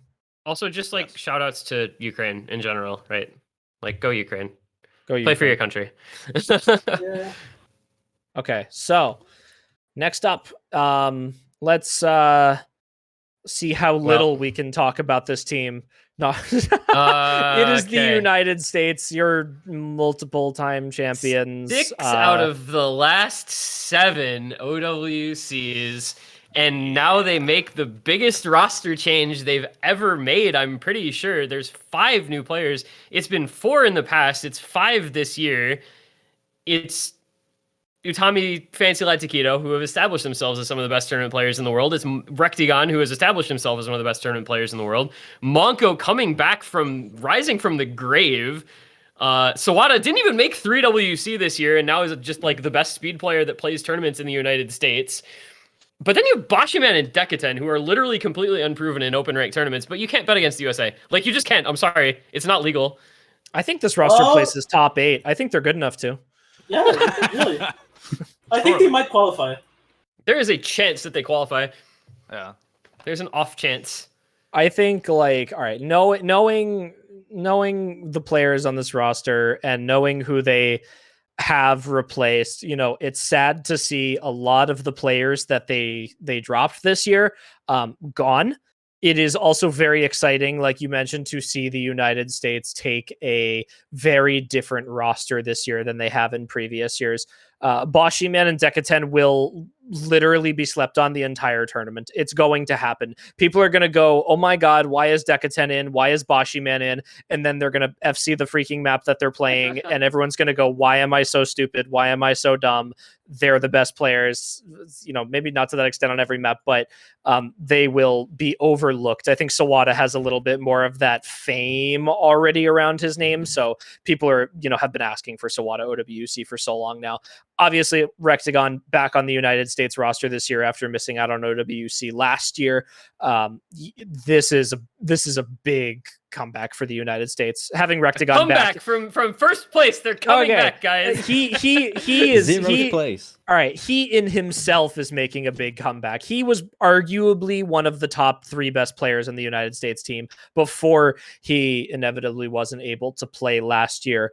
And now he is back, still one of the top 3 players on this team, probably. And you're just stacking that on top of the existing fancy lad Utami Takedo combo. Obviously, Utami is going to just win this team the tournament. I don't know how else to describe how well Utami plays besides that at this point. And Monko 2K is back. He's back and better than ever. He's been playing insanely well lately. Evergreen, Monko. Yeah. Here's my hot take. Here's my hottest take for this prediction. A hot take, putting the team that won last year at number one. Let's hear it. That won last year and first. Yeah. Here's my actual hot take. I think this is the most dominant the US will have been since 2019. I think this is going to be. You certainly can't be more dominant. Yeah. I think this is going to be like the stompiest USA win that we'll have seen since 2019, where they were just like completely uncontested with Kivaxe, right? I think that these roster swaps are way better than most people realize, to the point where I think there is not a chance this year, despite how good Canada's roster is. Okay, I see it.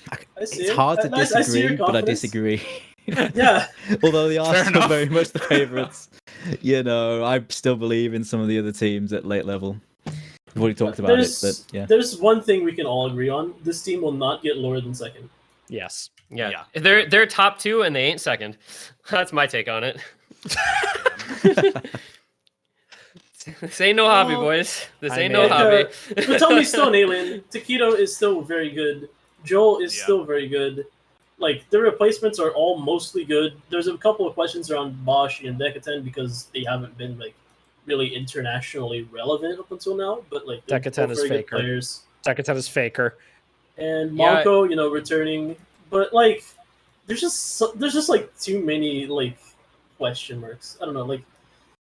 You can very obviously look at this team and look at this the skill of the overall roster, but there's just a different vibe. There's a different energy. It's no longer the unbeatable US squad that's beaten that's won 4 in a row at this point. It's no longer that. It's a new team. So it no longer has that scary aura, despite having Utami being basically the best player in the world, tournaments wise, and having basically 5 or 6 out of the top 10 tournament players in the world. There's no longer that big juggernaut aura. It's more of they're a new team with a couple of new blood members, and they're gonna get top 2, but it's very possible that they give up the championship this year. They haven't lost a match in OWC since 2018, and that was the winner's side of the grand finals. And you're saying they don't have an unbeatable aura around them? They haven't lost a match in this tournament in 3 years. Yeah, how are they not unbeatable aura? And this year, they've gone to tiebreaker. It's because there's no vaccine. They've been shaky at the grand finals. This is a team that is beatable, but people don't notice it. People always think, oh, we're against the US, we lose. That's what they think.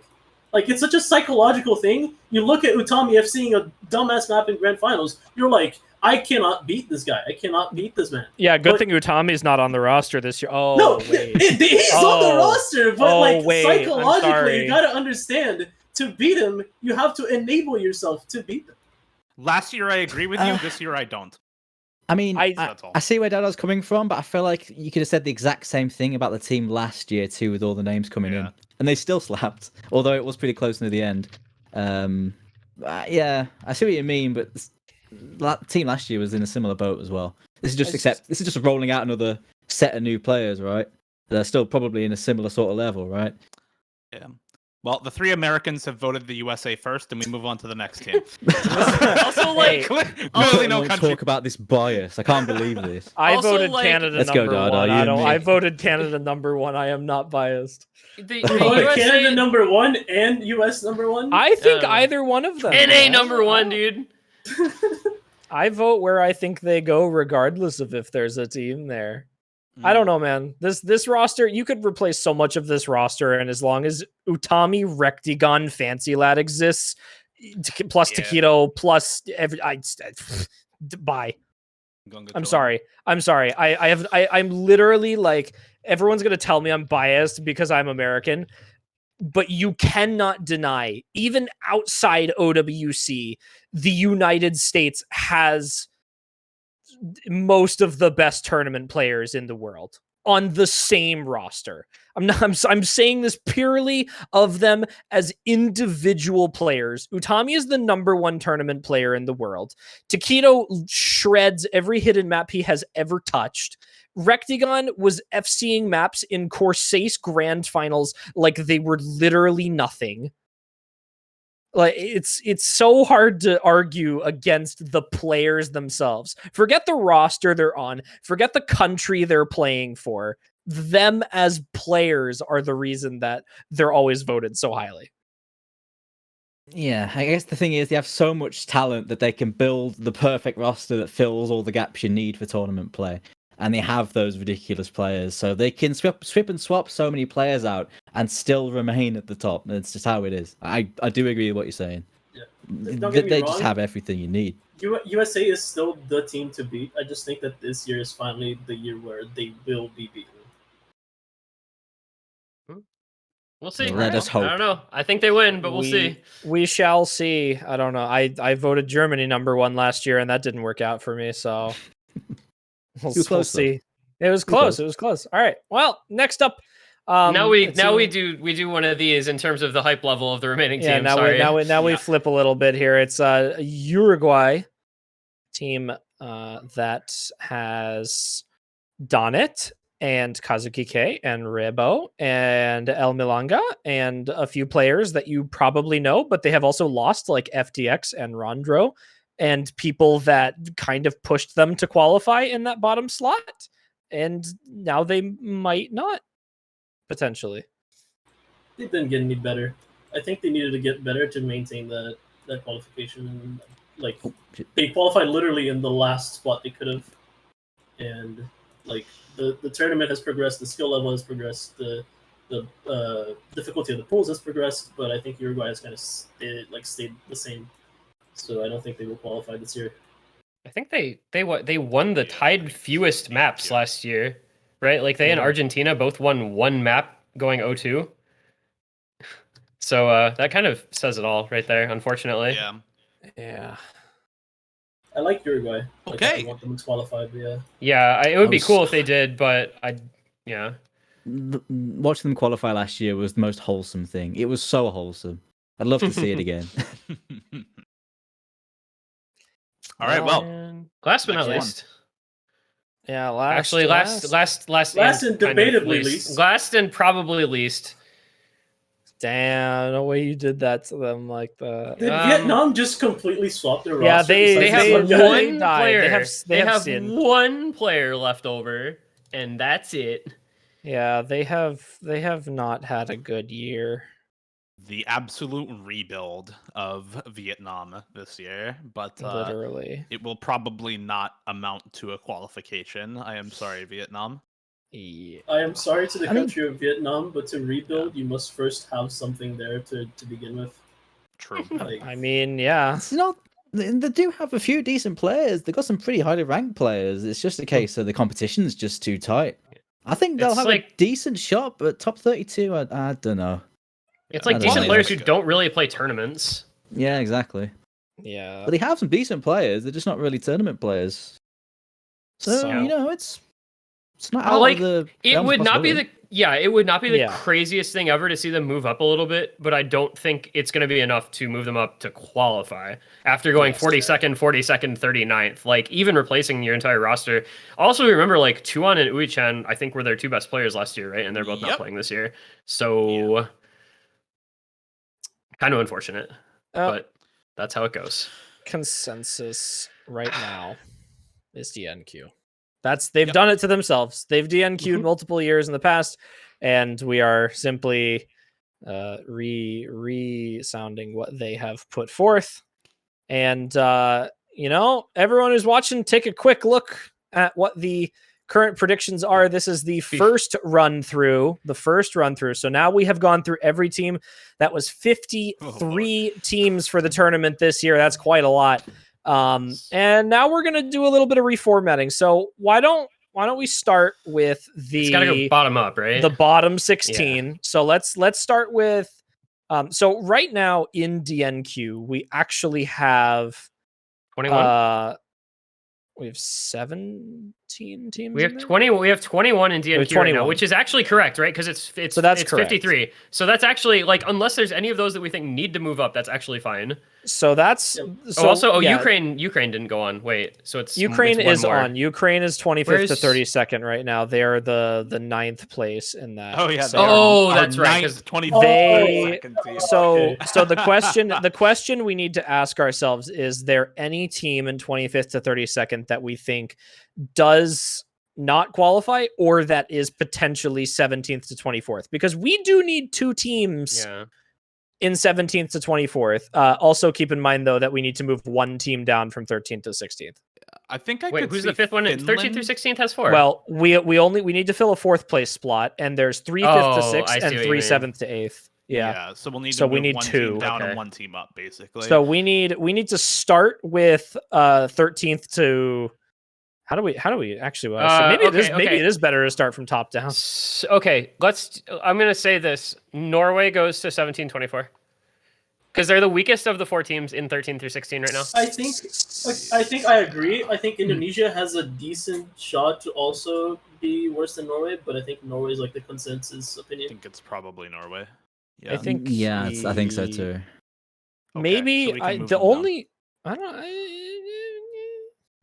It's tough though. It's close between Indo We and gotta Norway. move one of the 4 down. I know, but does Norway have more team morale after not having to lose your 3 best players if you're Indonesia? Like, are you going into this True. year concerned if I'm Indonesia right now, I've lost my 3 best players. I'm concerned going into this OWC. If I'm Norway, I have Nineric, who has gotten 45 times better at the game, who I know is going to be able to make my team better than it was the year before. That's how I would see this. Dude, what You if know it's what? Yeah, Brazil? screw it, What if Indonesia. it's Brazil?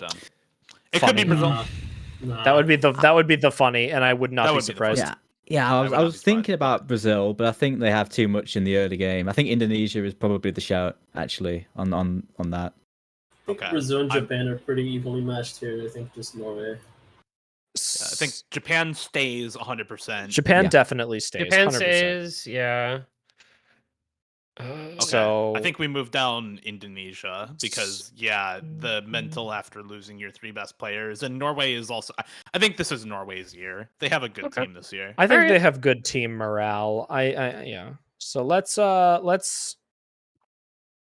take Indonesia. Indonesia goes and let's down. drop those, and then let's do that, and then let's bring Norway over a little bit to here. So now we have one more team in the 17th to 24th. So now Somebody has to move up. somebody has to move up from 25th to 32nd, and I don't believe in any of these teams. I for wanna 17. I say- believe in Finland. I want I to say wanna it's say- Finland. I honestly want to say Finland. Either I wanna Finland or say- Mexico. I think I don't Which think one it's of those two? Mexico. I want to say personally don't think it's Mexico. Sweden. Right. I think it's Sweden or Finland. I Probably, think it's one of the 'cause- Icelandic countries. Yeah. What? Icelandic yeah. countries. Icelandic? Iceland. Yeah, and there we go. Nordic. Yeah. Yeah. It's I one of think the Nordic Iceland's the countries. Icelandic country. Who win? Okay, so if you're just making up an imaginary head-to-head 1v1 between Finland and Sweden, I think Finland wins. Finland wins that, yeah. Finland has a higher end. wins. Okay. Because I Sweden can lost. see that. Sweden lost their top end completely. Yeah. Yep. Yeah. So I mean, I guess Finland kind of dropped too, I but don't know. Like early on, I think if where they would be facing, I think Sweden has the edge. But like also, I wouldn't mind seeing Finland in 17th, 24th. I think they have a better team than what I give them credit for. Like, yeah, and Ukraine just appeared out of nowhere. I'm assuming they got moved. Yeah, they were in 25th, 32nd already, but they were off screen. So Yeah, now okay. they're finally on screen. Yeah, so now they're on screen. Very cool. So now we have technically everything is right up to the bottom 16th in terms of place number of teams in each spot. Yeah. So what we need to do now is take a quick look at our first through 12th place spots. Before we move somebody up to 4th, is there anyone that we think in 9th through 12th that potentially flips with a 7th through 8th, or a 5th through 6th that slips with a 7th through 8th? Before we slide, because we need to make sure those are right. I've said it before. I think Taiwan is the strongest one out of these 4 teams. I think Russia is also underrated, but like I think Taiwan is the pick I would bump up. So you think who goes down from 9th from 12th? I think the UK goes down Potentially. from 9th to 12th. yeah, I can I would see. say I can see UK goes down to 13, 16. I would Yeah. say UK. I would also say UK. I think this year Sorry, is a little bit of a... Yeah, sorry. This year guy. they had a feel betrayed, rebuilding. guys. They had a rebuilding year last year, and I think this year is the start of them recovering from that rebuilding year. And I think it's going to take them this year to get back into the swing of things. Yeah. It's That's fair good enough. projections for the future. Yeah. And then So I think we somebody. move one of down from 7th, 8th, and one up from 5th, 6th. yeah, right? unless we want to intermingle within those 3, or we think China or Russia or Taiwan needs to move up at all. Actually, Actually, I'm kind of feeling like China needs to move down one tier. I could see. think- Okay, how about I could see flipping China and Taiwan based on the Taiwan Yeah. roster. But then you still have to move one of France or Hong Kong if you do that, or you Yeah, just move China think straight down. I would don't move feel- France up, I think. don't feel comfortable moving France down at all. No. Yeah, no, France You know not what? down. No, I for agree. Sure. I think it's China if you're moving one of those 3 teams Yeah. down.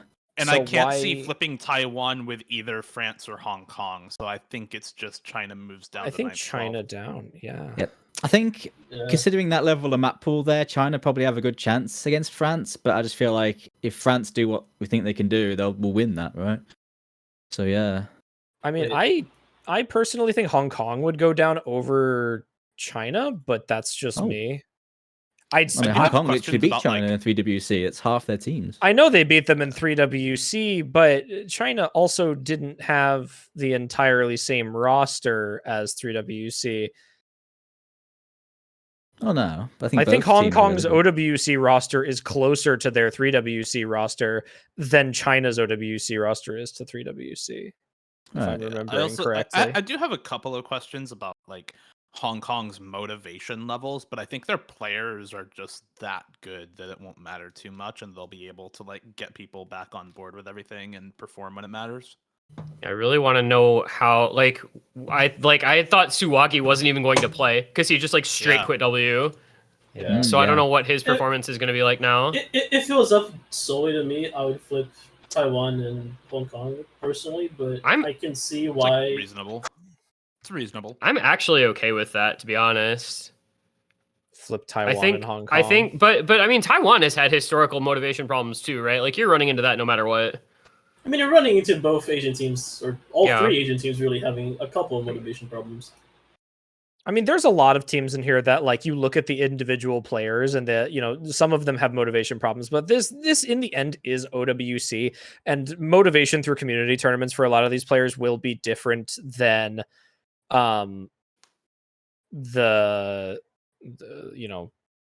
regular community tournaments. I don't want to say like just the generic community tournament. I think motivation is much higher for most players here because you're representing your country and it's a big stage and you are showing off for the rest of the world to see. Like, this is where a lot of players will step up who maybe usually don't. Yeah, the motivation can't really get much higher. So, Can we get much higher? Yeah, okay. All right. I'm gonna say this, and I think this is gonna be my opinion on it. Whatever. I think Taiwan, top to bottom, has a better roster than Hong Kong. Top to bottom. Hong Kong may have like players who at peak might be better, but I think Taiwan, slot 1 through slot 8, has a stronger overall roster. Okay. So I think they would switch. And that would underestimating how good MCY4 and Suwagi and A21 are. Okay, no, I'm not. I'm literally I giving credit to their top players. I'm saying it's the lower tier players that are the problem. I don't want to be a hater, but like I love MCY4 as a player. I think he's really good, but historically in OWC he hasn't really been a standout that much. So like I'm not sure why he'd start now when he's like a little bit less active. Not sure. What else do you like? I mean, it can go either way. I think at the end of the day, like anybody in top 12 to top to fourth, like any of those teams that we put in those 8 slots are like going to be able to beat each other up. Those are all such strong teams. I genuinely don't know. Again, I feel like I said it so much during the earlier stages, but I think it will hold so much value for teams like China, Taiwan, and Hong Kong. Qualifiers placement will mean absolutely everything for them. How difficult their early matches are will make the difference between which one of these 3 teams makes top 8. Because I think if they have to go through a harder match in early stage because they don't, so I guess the real question is which one of the 3 of these teams do we think plays the best in qualifiers? And I think I don't know. I think China. I think China does. I think China does the best qualifiers. Do well. With how hard the qualifier pool is, I could honestly not tell you. I think Taiwan is given an edge, but I would not be surprised to see any of these teams beat each other in qualifiers. Yeah, China, like, there's a point where they'll fall off, and with this qualifiers pool being as hard as it is, I don't know. I think I'm just gonna keep saying I think about stuff because it's impossible to actually make like a 100%. No, black and white difference. It's Hong Kong top 8. All right. I agree. Anyway, I do think it's Hong Kong top 8, but I can see it going to either of those 3 teams. Right. So I will simply agree to disagree and say, yeah, Taiwan top 8 is fine. Watch as we I all think it happen. On the balance of it, yeah. We all I can see the points. and all 3 of these teams go out in like losers bracket round 2. Imagine like not like one of them gets top 16. That's it. Like that's just actually Australia top 4. It's over. Dude, I'm just gonna vouchsafe this. I'm just gonna be like, yeah, any of these teams can finish top 12. I'm not 100% dedicated to any of this, so let the chips fall where they may, because nobody freaking knows at this point. All these teams. Clearly, we have to watch the matches to find out. Yeah, exactly. On OWC Live. So and then the one other is one of the teams in 5th, 6th has to move up to 4th, and I'm pretty sure it's just Poland. I'm pretty sure it's just Poland.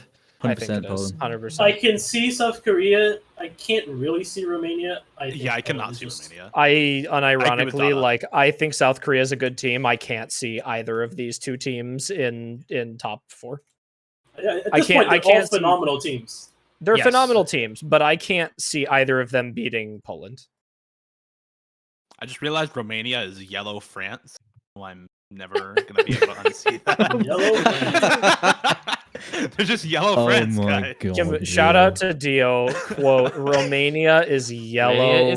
France. I am dead. All right. Yeah. I am dead. No, Peru is just like France, but with blue. Like. Okay. And then one other thing, because I personally am dead set on USA as number 1. Canada versus Germany for second and third is like ludicrously closely fought this year. I don't think there's any way to come to an agreement on where those three teams place, because we all have very different opinions on it anyway. Where's a quarter, and I will just flip a coin between those two teams because they're both super good. Well, as far as we're concerned right now, this is the final set of teams that will be placing in the tournament. So we've got United States chilling up in first again, Canada and Germany in a very close second and third. Some big back and forth on those ones as usual. Poland, I think everyone was pretty confident that they were sticking into fourth. Got South Korea, Romania 5th to 6th, and Taiwan and France for 7th to 8th. So that's your top 8. Yep. All right. And this is going to age poorly like it always does because this stuff is incredibly unpredictable, and I can't wait for random community members to come after us. You guys did so badly, as if like anybody could predict this any better than we did. Imagine having any fun. Can't wait to get screenshot like 2 months. You were already advance. screenshot. Oh my god, we had the receipts. Oh my god, like, bro, I'm sorry. It's impossible to be perfectly accurate in this. We're generalizing a lot, and then we're subdividing by splitting hairs that cannot be split. All that matters in the end is that if you criticize any of the predictions that were made here and fight with your entire life against them, it means you have no fun and you have never had fun. True. Last year was getting. All right, whatever. Regardless, I cannot stress this enough. This is for fun. These are fun predictions for tournaments based on previous stuff and random knowledge. You guys can root for your own country as much as you'd like. We wish every single one of these countries the best of luck in the tournament this year. I hope everyone does an absolutely fantastic job, plays to the best of their abilities. I look forward to seeing what the top end of qualifying teams are. Qualifiers pool has already been released. It was released at 14 UTC this morning. Please feel free to go check it out on the World Cup wiki page. That should be updated whenever Leo or myself decides to do that, if he hasn't already. But this is the predicted top 32 teams for the tournament, along with the teams that DN queued at the bottom. 53 this year, 3 more than last year. So very cool for the tournament. If anyone else has any closing words, best of luck to all these teams. Yeah, just mirror. Just can't wait to see all the teams compete, seeing all the excitement, all the chatter, seeing all the chat and everyone doing the best and talking about it, and it's amazing every year. I hope all the new teams that are taking part this year have a great time, and I wish them the best of luck because I love seeing new teams and new players appear that have never played before after playing years of playing this game. Finally, be able to have a chance. So good luck to Belarus and all the other new teams. So yeah, that's what I want to say. Really. But good luck to Belarus specifically. Good luck specifically to Belarus. Good luck to all the new teams. Good luck. Yeah, good luck to all the new teams. Good luck to everyone involved. Most importantly, I think just like even if you underperform or overperform, just have fun. This is just a tournament for a game that you play. Like having fun is the number one priority. Have fun. Have your teammates do silly things during matches to calm down nerves. Like just play the game and smile. Destroy your opponents. Yeah, demolish the competition. Demolish their competition in the tournament. All right, that's what it boils down to. Have fun with it. This is an OSU tournament, even though it's OWC. Try your best during the entire tournament. Please play to the best of your abilities if you can. Bring your teams together. Get to know some new people within the server for all the players. I think that brings a close to another year of predictions here. I can't wait to see it get completely destroyed because OWC is so unpredictable. Every year it's been completely wrong, and it's so much fun. It's awesome. Yeah. Everybody beats each other, and then the US wins. Absolutely outstanding. All right, so we will get the video for this uploaded on YouTube. If anyone wants to rewatch or clip certain sections of this, the final list of countries should be uploaded on Twitter along with that shortly after the stream. And I think that's it for this episode of Full Circle, even though it didn't seem like one. Very casual episode of Full Circle. That's going to do it. Thank you all for being here. Thank you guys for joining us. We'll see you all next time. Have a good day.